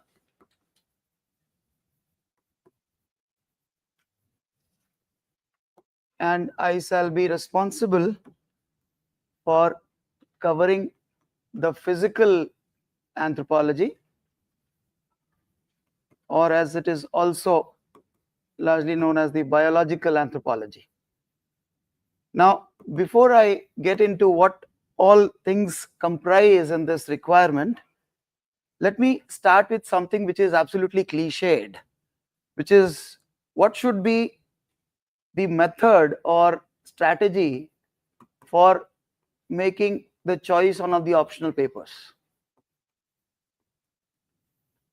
Now, one major difference, people, between you learning a subject in your academic platforms vis-a-vis learning it for preparing for civil services is that in the civil services preparation, the optional paper is to be seen more as a tool towards the goal. And better the tool, better the chances of you achieving that goal.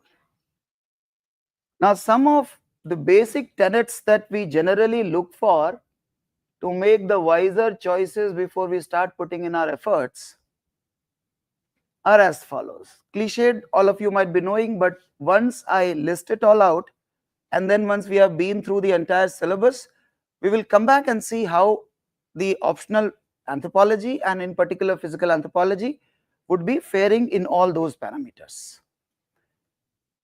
One of the elements of the optional choice making is how crisp or well defined is the syllabus. By well defined, you mean what is the scope for expecting some out of the box or shockers as the questions that we have in the exam. Another important aspect is how objective is that optional paper. So is it to be seen in the black and white? Does it leave some gray shades wherein the open to interpretations, and maybe you run a chance of, despite going in the right direction, not striking the right chord with the examiner who is evaluating your paper. Third, the dynamism of the paper. How dynamic is it? Because going practically honest, not everyone gets to succeed in the first attempt. This examination overall is designed to be unpredictable given the fact that it requires many variables for you to strike on the year that you have to get into the PDF. And that is why the optional, once you have set for the classes and once you have prepared the consolidated notes and everything, how much of extra effort is it requiring every subsequent attempt that you're taking?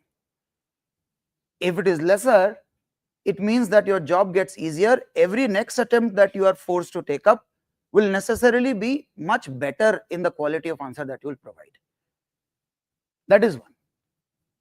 And then another people would be the size of the syllabus. Now this becomes extremely important. I would suggest not only in the initial days of preparation and how much time you're taking to prepare, but all the more during the time of the exam, people, while you're writing your mains, the optional with the shorter, crisper syllabus between the GS papers and the little gap, 3-4 odd days that you get for the optional, the optionals which can be revised twice or thrice give you a straight edge over the other areas, which is something that you only realize while you are at that particular place. It's very difficult to predict that little essence at this point. We will come back to this. Okay, there is one more, and that is rather the most important, I would say, given the perspective of this optional paper as a tool towards the goal that I talked about. Killing many birds with one stone is the simple goal. And on that front, how much is the GS overlap that it has? So can it be, while preparing for the optional, also be helping you for the GS? And if in the GS, at what all stages? Like some of the papers could help you primarily in the main, some very much in the essay writing, and some in the prelims may be more objective. So does it have an overlap? One overall for the GS, and another at what all stages does it have an overlap to give you the advantage? We will have a relook at all of these once I have spoken about the areas that we are supposed to be covering. I believe one of the biggest query that you get as you start preparing for this, and particularly those who have not had the life sciences in either your graduation or in your 10+2.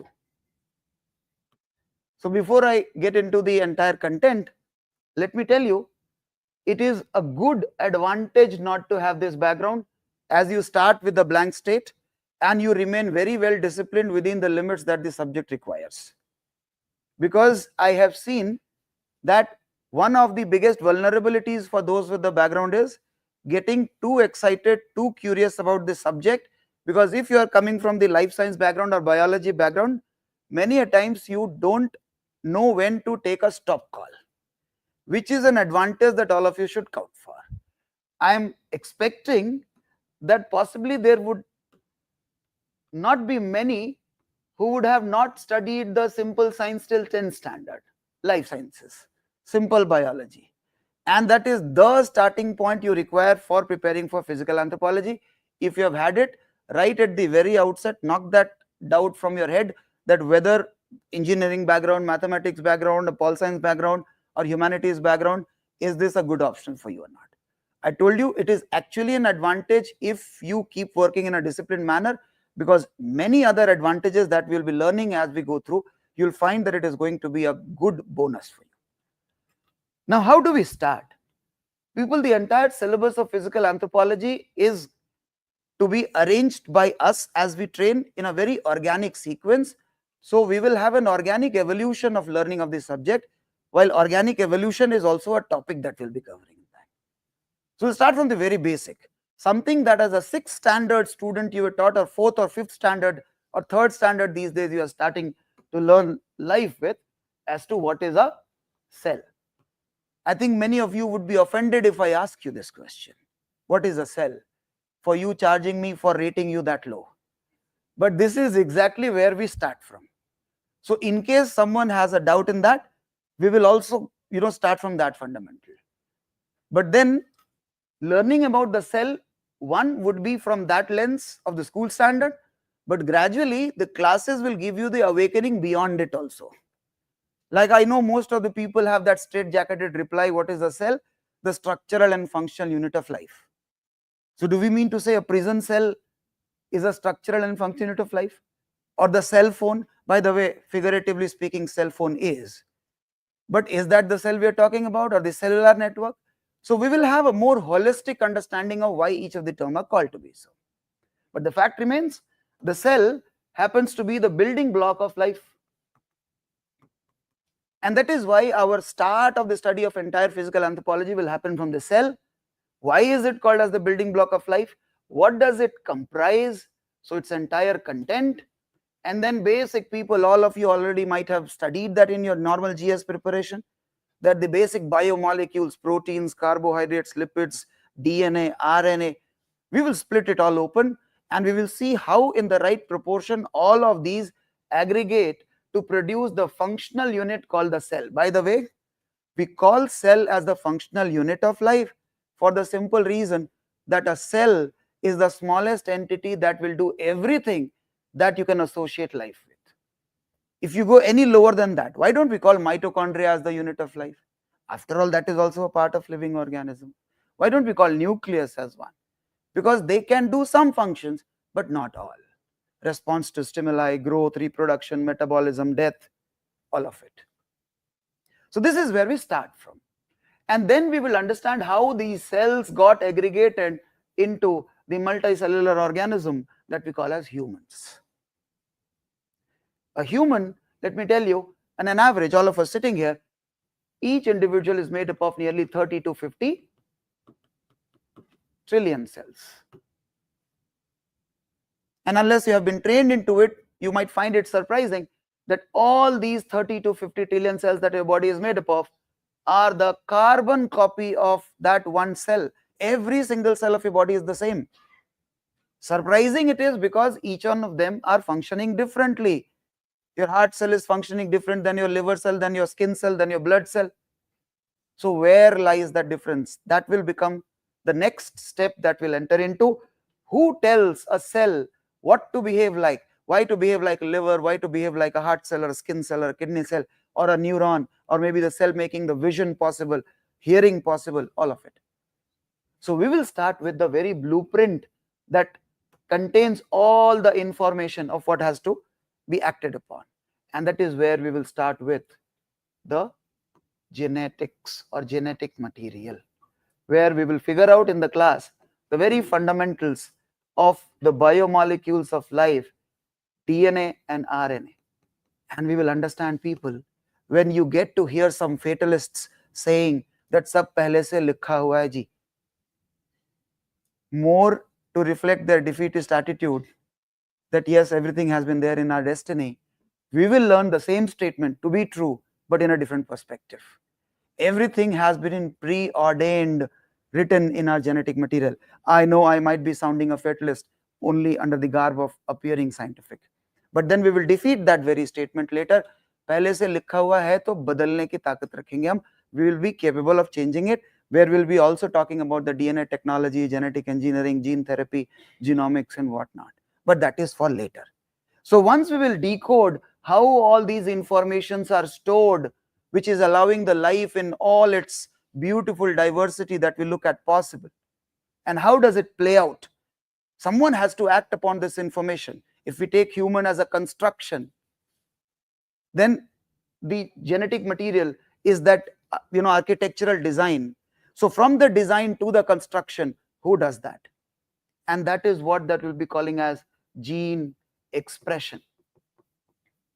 In following all of it, there are some basic school things that you have all, I believe, remember. You must all be remembering about Mendel and the historic, iconic experiments with the pea plant and everything that he did. We'll be entering into that route. And it will be that easy as you found it in the school. The same thing has to be covered here itself.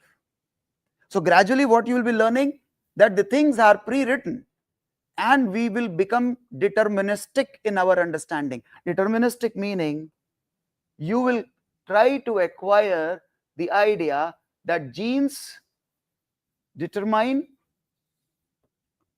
character.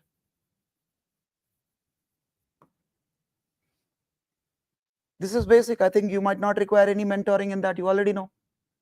But after building this concept in the class, as the syllabus requires you to do, we will then debunk this. And we'll understand why this is not correct. As we get to know more and more, we will only be able to accept that genes influence the characters. Now, there's a difference. When we say determine, we will say that, okay, it is the gene which is taking control. If that is so, does it mean that two kids born in the family of only tall people from both the sides, paternal and maternal, are both necessarily going to be tall? No. Unless both of them are equally well fed, got the same, similar equally good nutrition, they will not develop to be equally tall, which means there are other factors to come in. And that is when we will learn that environment has a lot to do with the gene expression and getting you to a particular status. And this is where we will enter into a very interesting debate, people. Multiple, articles written, books written, and we keep debating all across the world. Nature versus nurture. How much of it that you were destined to be, nothing could have stopped it, and how much of what you are has been the result of nurture. Do you know, in the initial periods when the genetics were not evolved, things like Down syndrome were considered to be the result of improper bringing up of the kid. Only for the genes, the chromosomes, the DNA to be discovered, they got to know that no, it is a problem associated with chromosomes number in the cells. But then if the father has a smoking habit, how much probable it is for the kid also to take smoking? Or if father had great mathematics skills, does it mean that the kid also will have good skills at mathematics? So we will have so many traits. Some of them are quite discrete traits, like the color of the eye. But some of the traits are quite gray, like your skill of mathematics, how friendly as a person you are. Would both the kids born in the same family laugh equally hard at the same joke? So that will also lead you to understand the stuffs about behavioral genetics. Quite a controversial area. Some suggest that we should not even enter into that. So we will try to study how much part of the behaviors or the different aspects are controlled, how much by the nature, the genes, and how much by the nurture. And if the nurture has a role to play, which all factors take a control of that? Imagine a particular wall, people, with a brick finish, all those British structures like. And imagine with 5,000 walls all in a good pattern. There is 5,000 bricks all in that good pattern. Imagine there is one particular brick which is badly corroded or maybe disfigured. Will that not one brick stand out? And that could become the focus point to study. So in all that I've spoken so far, where lies all the information of all the characters that we have? How is it carried from one generation to another? Why do we have a saying that apple does not fall far from the tree? Or the statements like father, like son? We are talking the language of genetics. But to study the different aspects of genetics, the tools that we would use would be the genetic diseases.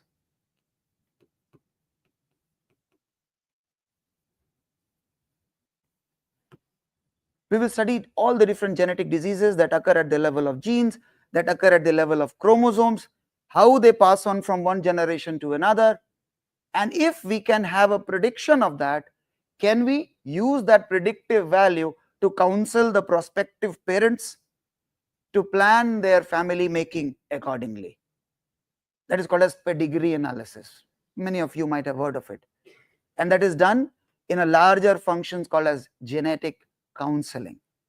These days, hardly does any pregnancy which is under the institutional observation goes across without undergoing some of the chromosomal genetic screening, so that you rule out the possibility of the kid having some very difficult genetic disease, difficult to live with. 2 years back, or 3 years rather, the government came out with the national policy on the rare diseases. What is a rare disease? The different countries define it in different manner, but India follows the simple definition that the diseases which occur 1 in 10,000 frequency. And the genetic diseases are most important part of that. So the government is trying to make it possible that we have lesser and lesser burden of genetic diseases. And there all this, discussions that we'll have in the class would get very important. Now, if everything is, so easy to black and white work it out, then we will then use it to understand why in nature do we have so much of variations. So much so that none of the two people sitting here in this class would be the exactly same version of each other. Despite Bollywood trying its best that at least 7 doppelgangers are there across the world that you have, we will learn how it is an impossible thing to happen. And where is this variation coming from? Isn't it magical? 9 billion people, all different. And if there are much more, they'll still all be different. Rather, let me tell you, the kids born between two parents, even if they were to produce 70 trillion kids, they would all be different. Even if they are all born from the same couplet. What does that tell you? At the crux of life lies variations. And nature loves it. Because nature itself has so much of diversity. By creating variations, it allows people to, or different organisms to, get segregated, find their own niches, habitats. All of this we will study in the concept of evolution. And the entire question, which at times gets extremely philosophical, how did the life happen in the first place? So that entire story of how did the life happen, there are many suggestions for it. Some say that life is the result of the initial chemical reactions that happened on the earth, and those chemical reactions started progressing until they gave some unit which had the power, that magical power of self-replication, which is what you call as reproduction. But then another theory says that no, the earth did not have any of it.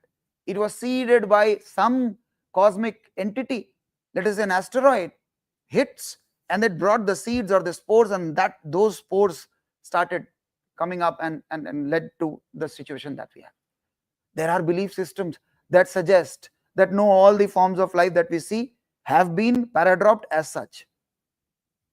The biblical theory initially, which was something which was very sharp against the Darwinian theory of evolution, so much so that in the scientific discourses which believed in the Plato's understanding of the special creation, there is a theory of special creation which says that the different species, they got created on the different days of 1 week, and then humans were created as the bridge between the lesser mortals, the different organisms, and the God.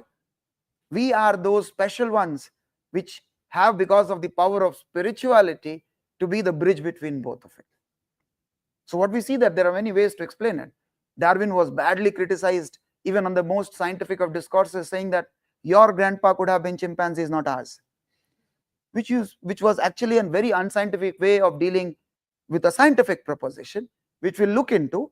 But then with all of it, we will ultimately come into what are the different accepted theories. Accepted in the sense, what is a theory? Theory is a hypothesis which in the course of time has generated good number of evidences to create a better belief system compared to the other hypotheses that might be available. So we know organic evolution is a theory today. And hardly would there be a person who would not make the mistake of considering these two synonymous, Darwinism and evolution, isn't it? But that's not correct. Darwin's contribution lies in making the first most systematic and acceptable presentation of evolution, but Darwin was highly insufficient in explaining the evolution which, as a physical anthropology student, you'll be learning. We'll study the entire evolution in 3 phases: pre-Darwin, Darwin, and post-Darwin. Because you know what? All the greats, I've been speaking about this in my GS classes as well, if anyone has attended. All the greats, great in the sense that those who have the vision which the present generation does not have, and they are thinking hundreds of years ahead. One limitation that they face when it comes to giving evidence for their observation or proposition, the technology or tool of the time has not kept pace with it, and they become find it difficult to prove it to them. And that is what was the problem with Darwin also was, because when Darwin was giving all of this, he did not have any idea about genes, DNA, RNA, anything. And that is why learning the post-Darwinian thing is extremely important, wherein the discovery of gene happens, the mutation gets understood, crossing over, meiosis, all of them got understood, and we gradually only improved upon what Darwin had to speak for it. And that makes people like Darwin or Mendel even greater, because even by the future tools and technologies, when we try to study all of it and find it to be so precise by the mere physical observation of the world that they make. Shifting a bit from the optional and UPSC in civil services, let me give you a larger principle. All those who succeed in life, one basic ingredient that they all have is their astute observation. While moving around the city or looking just the hoardings or some ad or something, believe you me, a couple of questions in the GS prelims or even in the mains at times or even in the interview, just by being a little more observant as an individual, you can always work out, because the world is floating with all the information. And these people took it to a greater extent. So we will study the entire thing. I think all of you have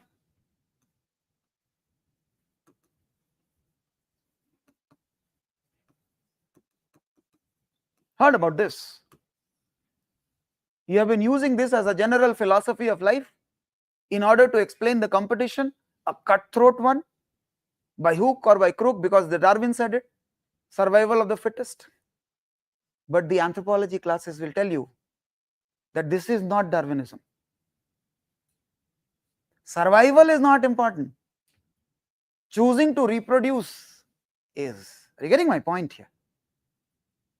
We will understand that Darwinian understanding of evolution or organic evolution does not talk about survival as much it talks about reproduction. So we will learn in the entire evolution process, with so much of variations in the entire nature, who will get to increase in number depends upon the fitness and the decision to reproduce. You're getting my point here. There are two individuals, imagine. One very fit, another average fit. The very fit decided to stay celibate all its life. And the average fit said that I'll have at least a cricket team. In evolution, who is getting favored? The lesser fit. So, proven insufficient. You are fit, fine, but only when you choose to reproduce, the actual meaning of evolution gets to be understood. So what have we covered so far? We'll study the cell, we'll study how the things work out at the cell, we will work out the crux of life, the genes, the DNA, the information. We will see how the information plays out in making the characters happen. To study those character, happening principle, we will take the help of how the diseases occur. And based on that, we will then understand the variations, and through variations, we will study the evolution of life forms. And then when we will be looking at the evolution at the level of humans, we will see how through the route of primates, we reach to the present day of the humans, through the Neanderthals, Homo erectus, to the present Homo sapiens that we have. And then we'll also work out, because you know what, there's one discourse that keeps going on around the world, that humans, by the ability to develop technology, has stopped evolution of itself. We will check that hypothesis as well. Are we presently evolving, or have we stopped it? Are we going to have the next generation all with a bent neck because all the time people are busy watching the reels? Or are we going to have the straight, spine even after that? So we'll also be working out, those hypotheses. And then people, one important part of the, discussion would be the study of races. Because in the course of studying variations at the level of humans, we have seen that the variations in the humans could be split into well differentiable patterns, what we call as races. So we'll study every aspect of the race. What are the different races? What makes a particular race to be different from the another? And we will study every aspect about the race, like the Caucasoids, the Negroids, the Mongoloids, and then the secondary races and everything. We will only learn all of it to debunk the concept of race altogether. We will learn that the entire concept of race that has been promoted all these decades does not have any scientific basis, and that is what that you will use to debunk the entire concept of racism. So racism as a concept is also baseless, and that is where you will try to find out some better terms to study the human populations. Ethnicities, and this generally happens to be the area around which the questions get to be asked. Very predictable. What factors are used to classify the world human population into races? How plausible are the those factors, or is the concept of race still justifiable? And if not study the world population through racial classification, then under what? Ethnicity could be one. Now, having understood all at the level of population people, larger size, we will now climb down to the individual levels, you and me, where we will be studying human growth and development. There has been a very famous evolutionary biologist called Huxley. He made a statement: ontogeny repeats phylogeny. You know what it means? The way we have evolved, you might have all studied in your school science that the evolution from the water, animals to the land animals, amphibians, reptilians, to the present day humans, and how the different organs are there in each of these different classes, making it suitable for them to exist.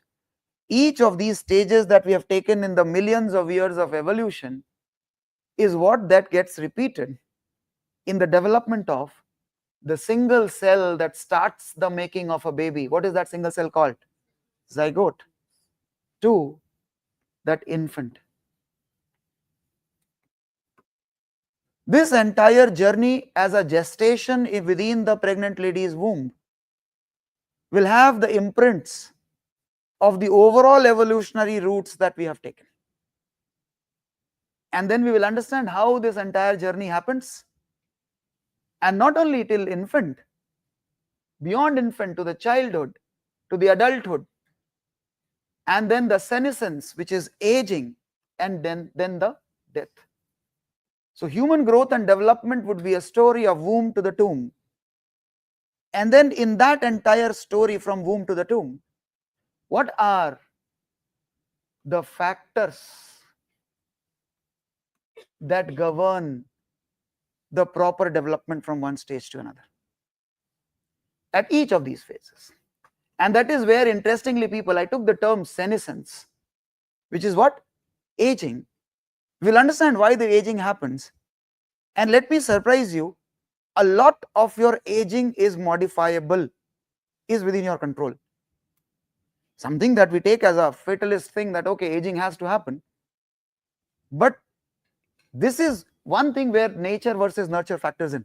A lot of it is in the nature to, go into the aging, but a lot more is modifiable within your control.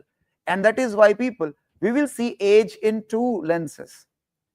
One is by the number of calendars that have shifted in your lifetime, or the number of revolutions you have had around the sun, vis-a-vis the age of each of your biological organ. You know, your age could be referred differently by the age of your heart, age of your liver, age of your kidney. It depends upon how much use, disuse, or abuse each of that organ might have taken.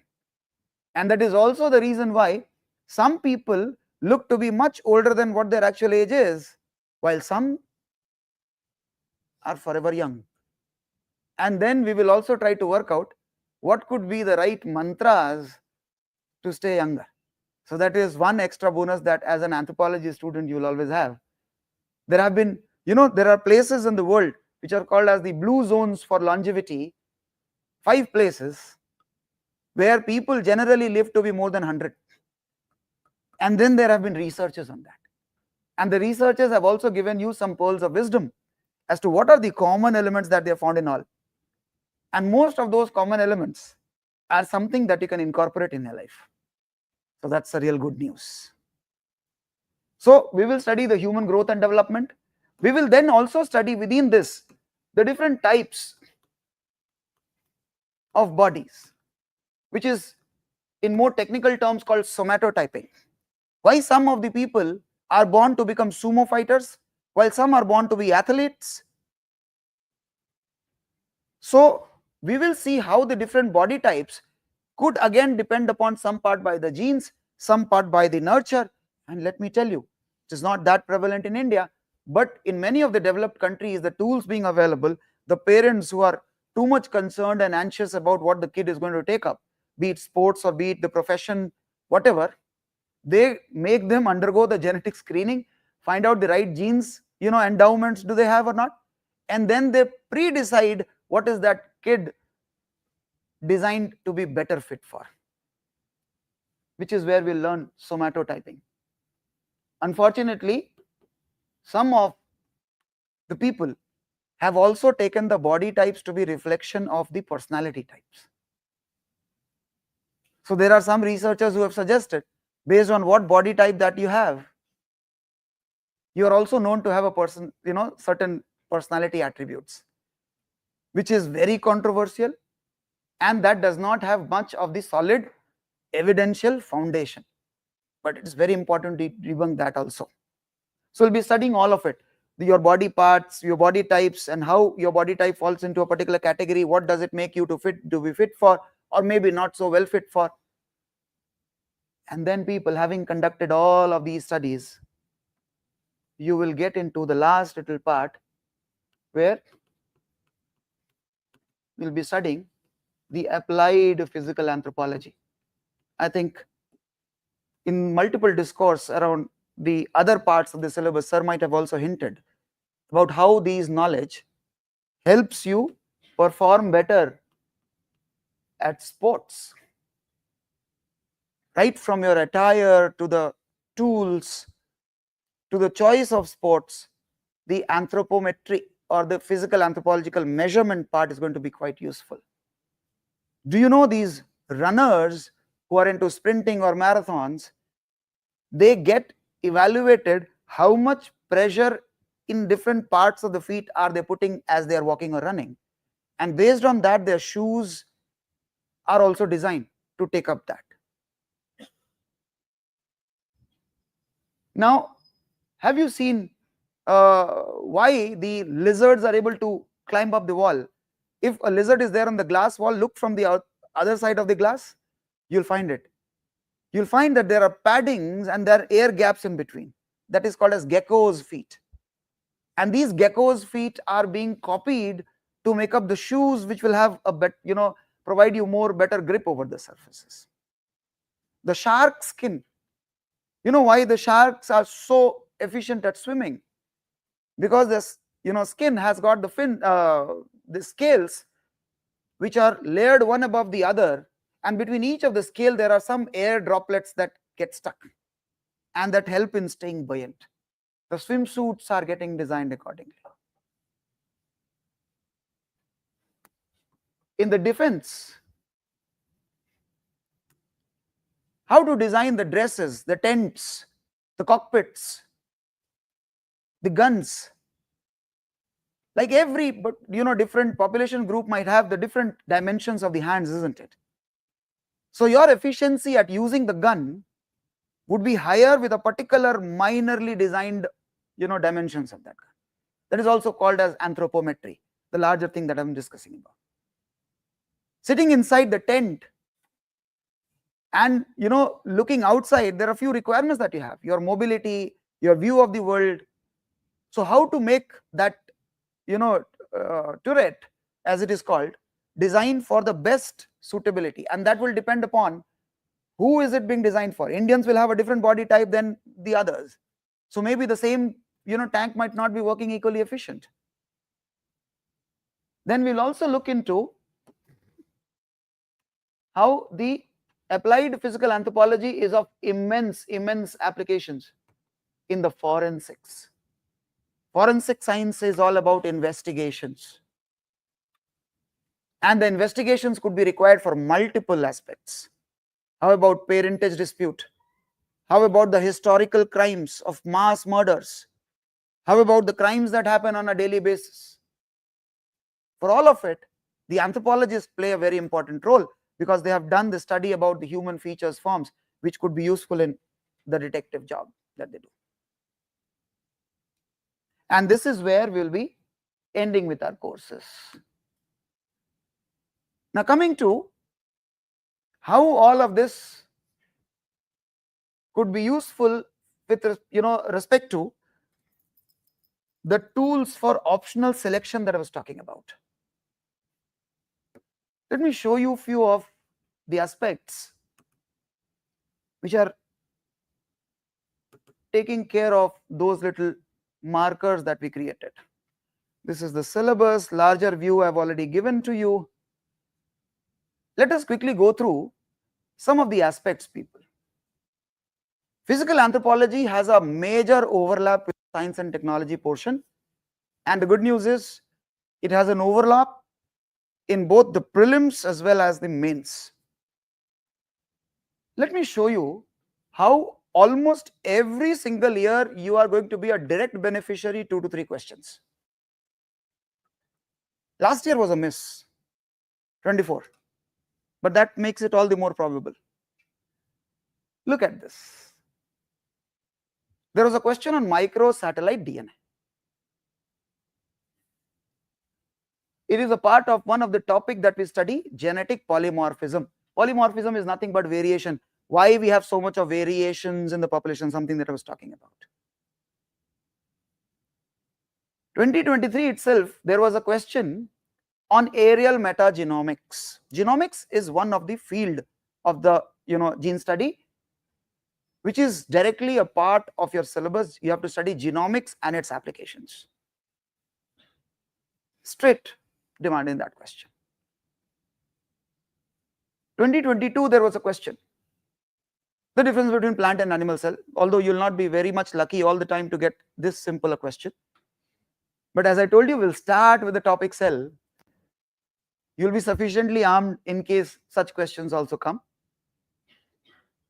Did I say the entire study of the genetics that you'll be doing will be centered around the tools that we will use? What is the tool that we'll be using? The diseases. There was a question on hereditary disease. Hereditary diseases keep getting asked, and in particular, do you know your mitochondria also has DNA? They had asked about mitochondrial diseases. And what are they talking about? A child inherits mitochondrial disease entirely from the mother. There is a statement. You have to work out whether it is correct or not. Had I talked about a term pedigree analysis? I told you that getting to know how the things get inherited, we do genetic counseling and we then use it to tell the parents what is the chance with respect to these A, B, C, D diseases of your kid also suffering from it. This is what you will be working out. We study all the different aspects of pedigree analysis. This is a cakewalk for that. DNA barcoding, again a part of genetic polymorphism and genomics topic. So you can see 2022 there were so many. Then another, recombinant vector vaccines. We study DNA technology. How presently, did I not tell you that while on one side we will say sab pehle se likha hua hai ji, everything is predestined, then on the other breath I tell you that we have the confidence hum likha badal denge, we will change what is written. And that is talking about the DNA technology, the human's ability to tinker with the genetic material, create all the variations. One of the application is the vector vaccines that we'll be talking about. All right. I mean, endless. I should not be investing much more time than this. So you see 2020, again, DNA technology, genomics. This year, the Nobel has gone for microRNA. I hope you have followed that. So RNA interference is a direct application of it. And that is going to happen when we'll be discussing in the initial few classes only, 5 to 6 classes. When I'll be telling you, I told you about how is the architectural design used to copy it into a structure. Gene expression, as it is called, straight away from that. So you see, you'll be getting an advantage of a couple of questions at least almost every year. There was a question covered basis on evolution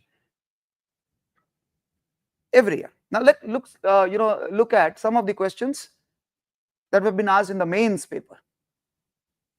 You see, again, 2024 was a miss, but 2023 they had asked about the biofuel and how genetic engineering or DNA technology can help you to prepare or generate more efficient microorganisms for generating more biofuel.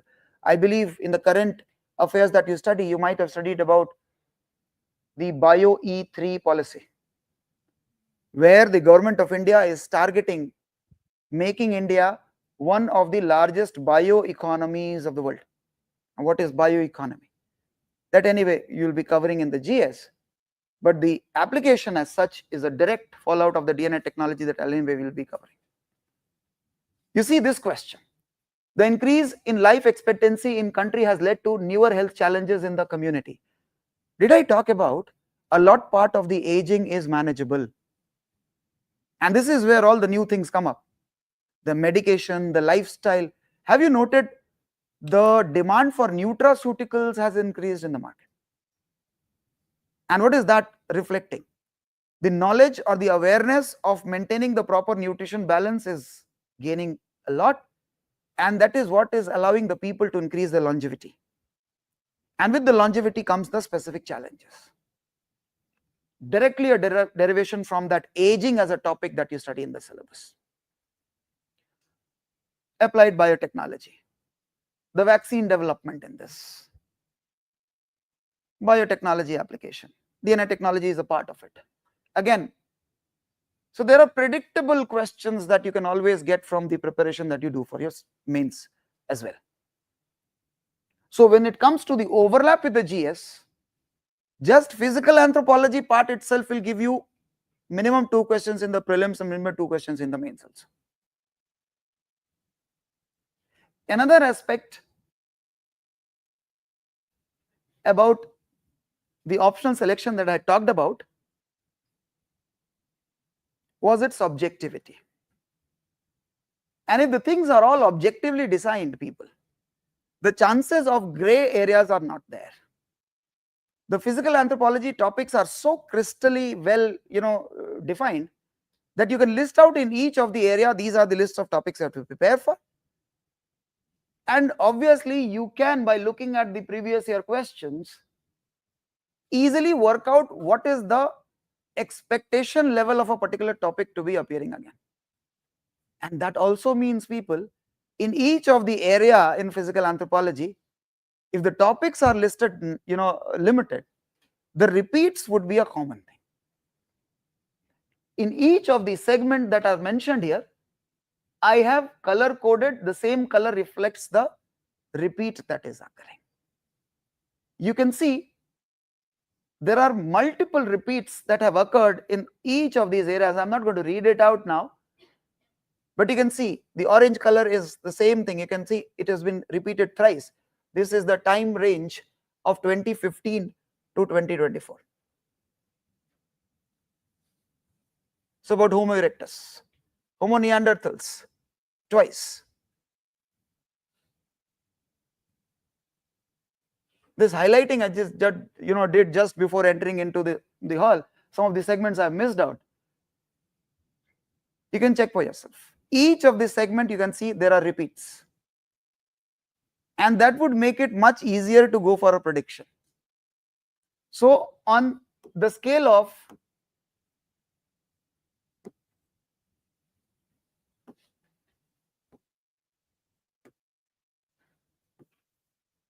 well defined, there is no scope for subjectivity. Ekdam sorted out, crystallized topics that you have to cover in well defined patterns.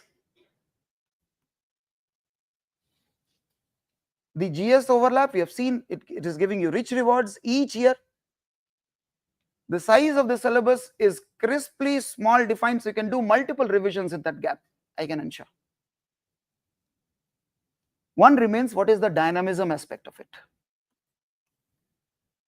In that one last area that I was talking about, the applications of anthropology, anthropology of sports, anthropology of defense, forensic anthropology, there are some news events that do occur, which we keep adding a little bit. Some areas here and there, for example, intersex or the gender determination is one topic that you study. I believe all of you have been witness to the gender debate that got created because of the Olympics boxing gold that got created. Now, what is the difference between the sex of the individual and the gender of the individual? Is it crystally defined between two just in the form of binary, or do we have gray shades? If there are shades, how do they get defined? So in that, all these events could make for beautiful case studies that you can just supply with your answer. But you know what the good thing about it is?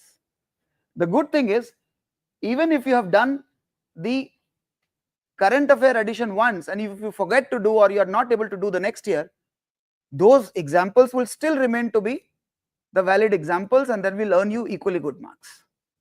So there's not much of dynamism that is there in the physical anthropology. There are concepts, work it out, get ready once, and just keep building on that in case you are requiring to take second or third attempt also, God forbid.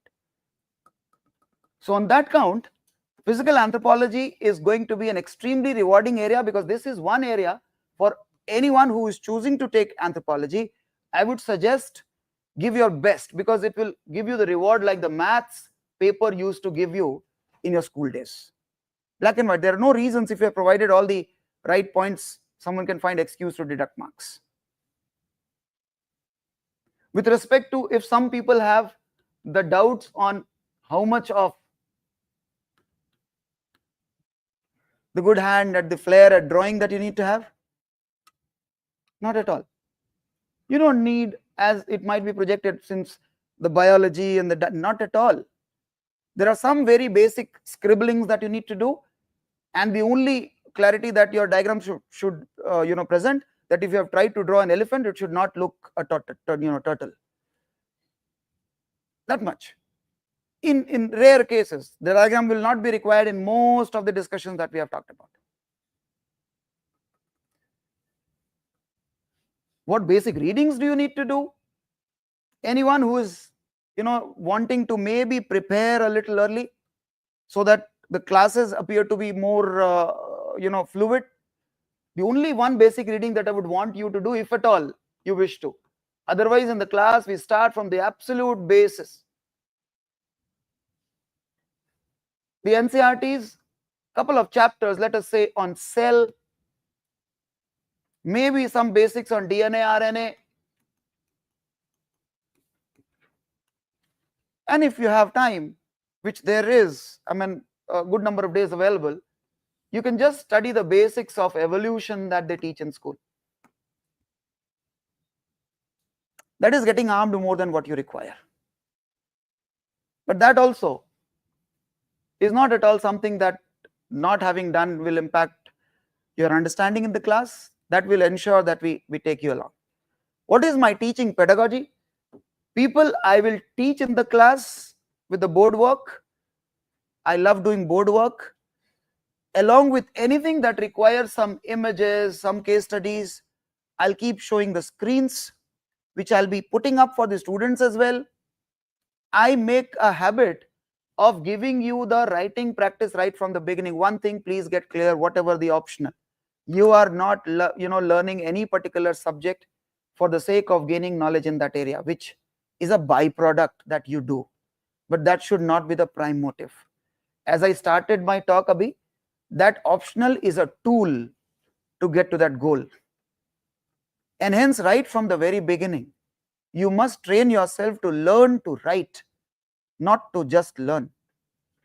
And any subject, most of the people not selecting their parent subject, because there are very rare who might have done a subject in their graduation and post graduation. For those few people, there might be a little inertia already built up, but for everyone else, you look what you are demanding for. And this is truth beyond the anthropology as an optional. You are demanding to learn a subject for the 6 months and to be capable of drafting an answer which the professors who have lived that subject for decades are going to read and say, wow. Are you able to get that? So don't at all be in any perception that the effort could be the last thing that your priority has to be. So from the very beginning, get yourself into the flow of writing. I know many people will have inhibition. This I've been saying for every session that I teach, but there are few people who practice, but those who do, towards the end, they make it a point that they tell that it was so beneficial. So what I'll do is, I will for each of the topic talk about all the different perspectives, not only through the PYQs, which we'll be doing, but also what are the other possible perspectives in which the question could be asked. Do attempt them. Even if you have not got time, because at times the GS class and then the optional class, you did not get time, do attempt the skeleton of it. Believe you me, gradually you will learn that the answers start flowing from you. And that is how you have to pick up the subject. If there is any other question, you can feel free to shoot. NCERT of which class? Under 10th. How much time it takes to revise? It depends on a lot of factors, Pawan. That particular topic, every topic will take a different one. So we will not, fall for some easy generalizations, because I will not give something which is, practically not possible. But every topic will take a different time. But if you are in the habit, possibly it will take lesser and lesser time. 26th of April, Hassan, we are going to start.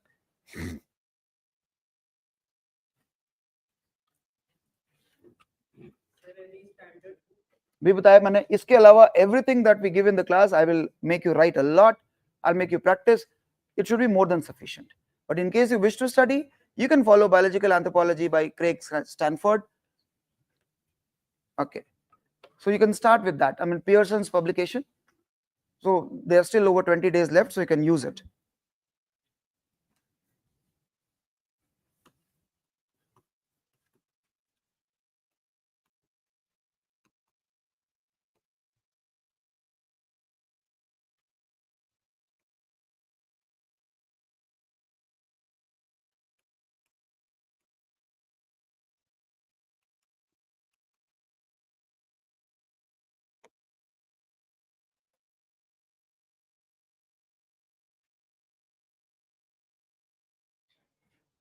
इसमें तो है नहीं कोई question. Show me which one.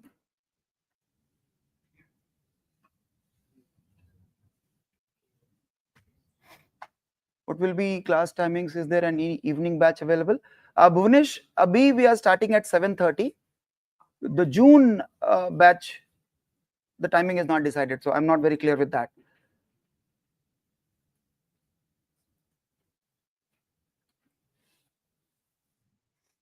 Okay. All right. All the best, all of you.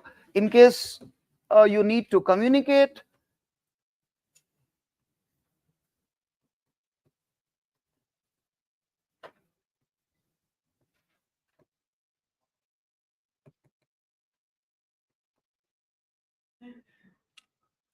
which batch is better, April or June? Arey, nahi, Abhishek. It will depend on how you are placed. So I have GS classes in the morning. Pawan, they adjust. So you can easily swap your position in the GS classes. So that won't worry. Yeah, thank you, Mayank.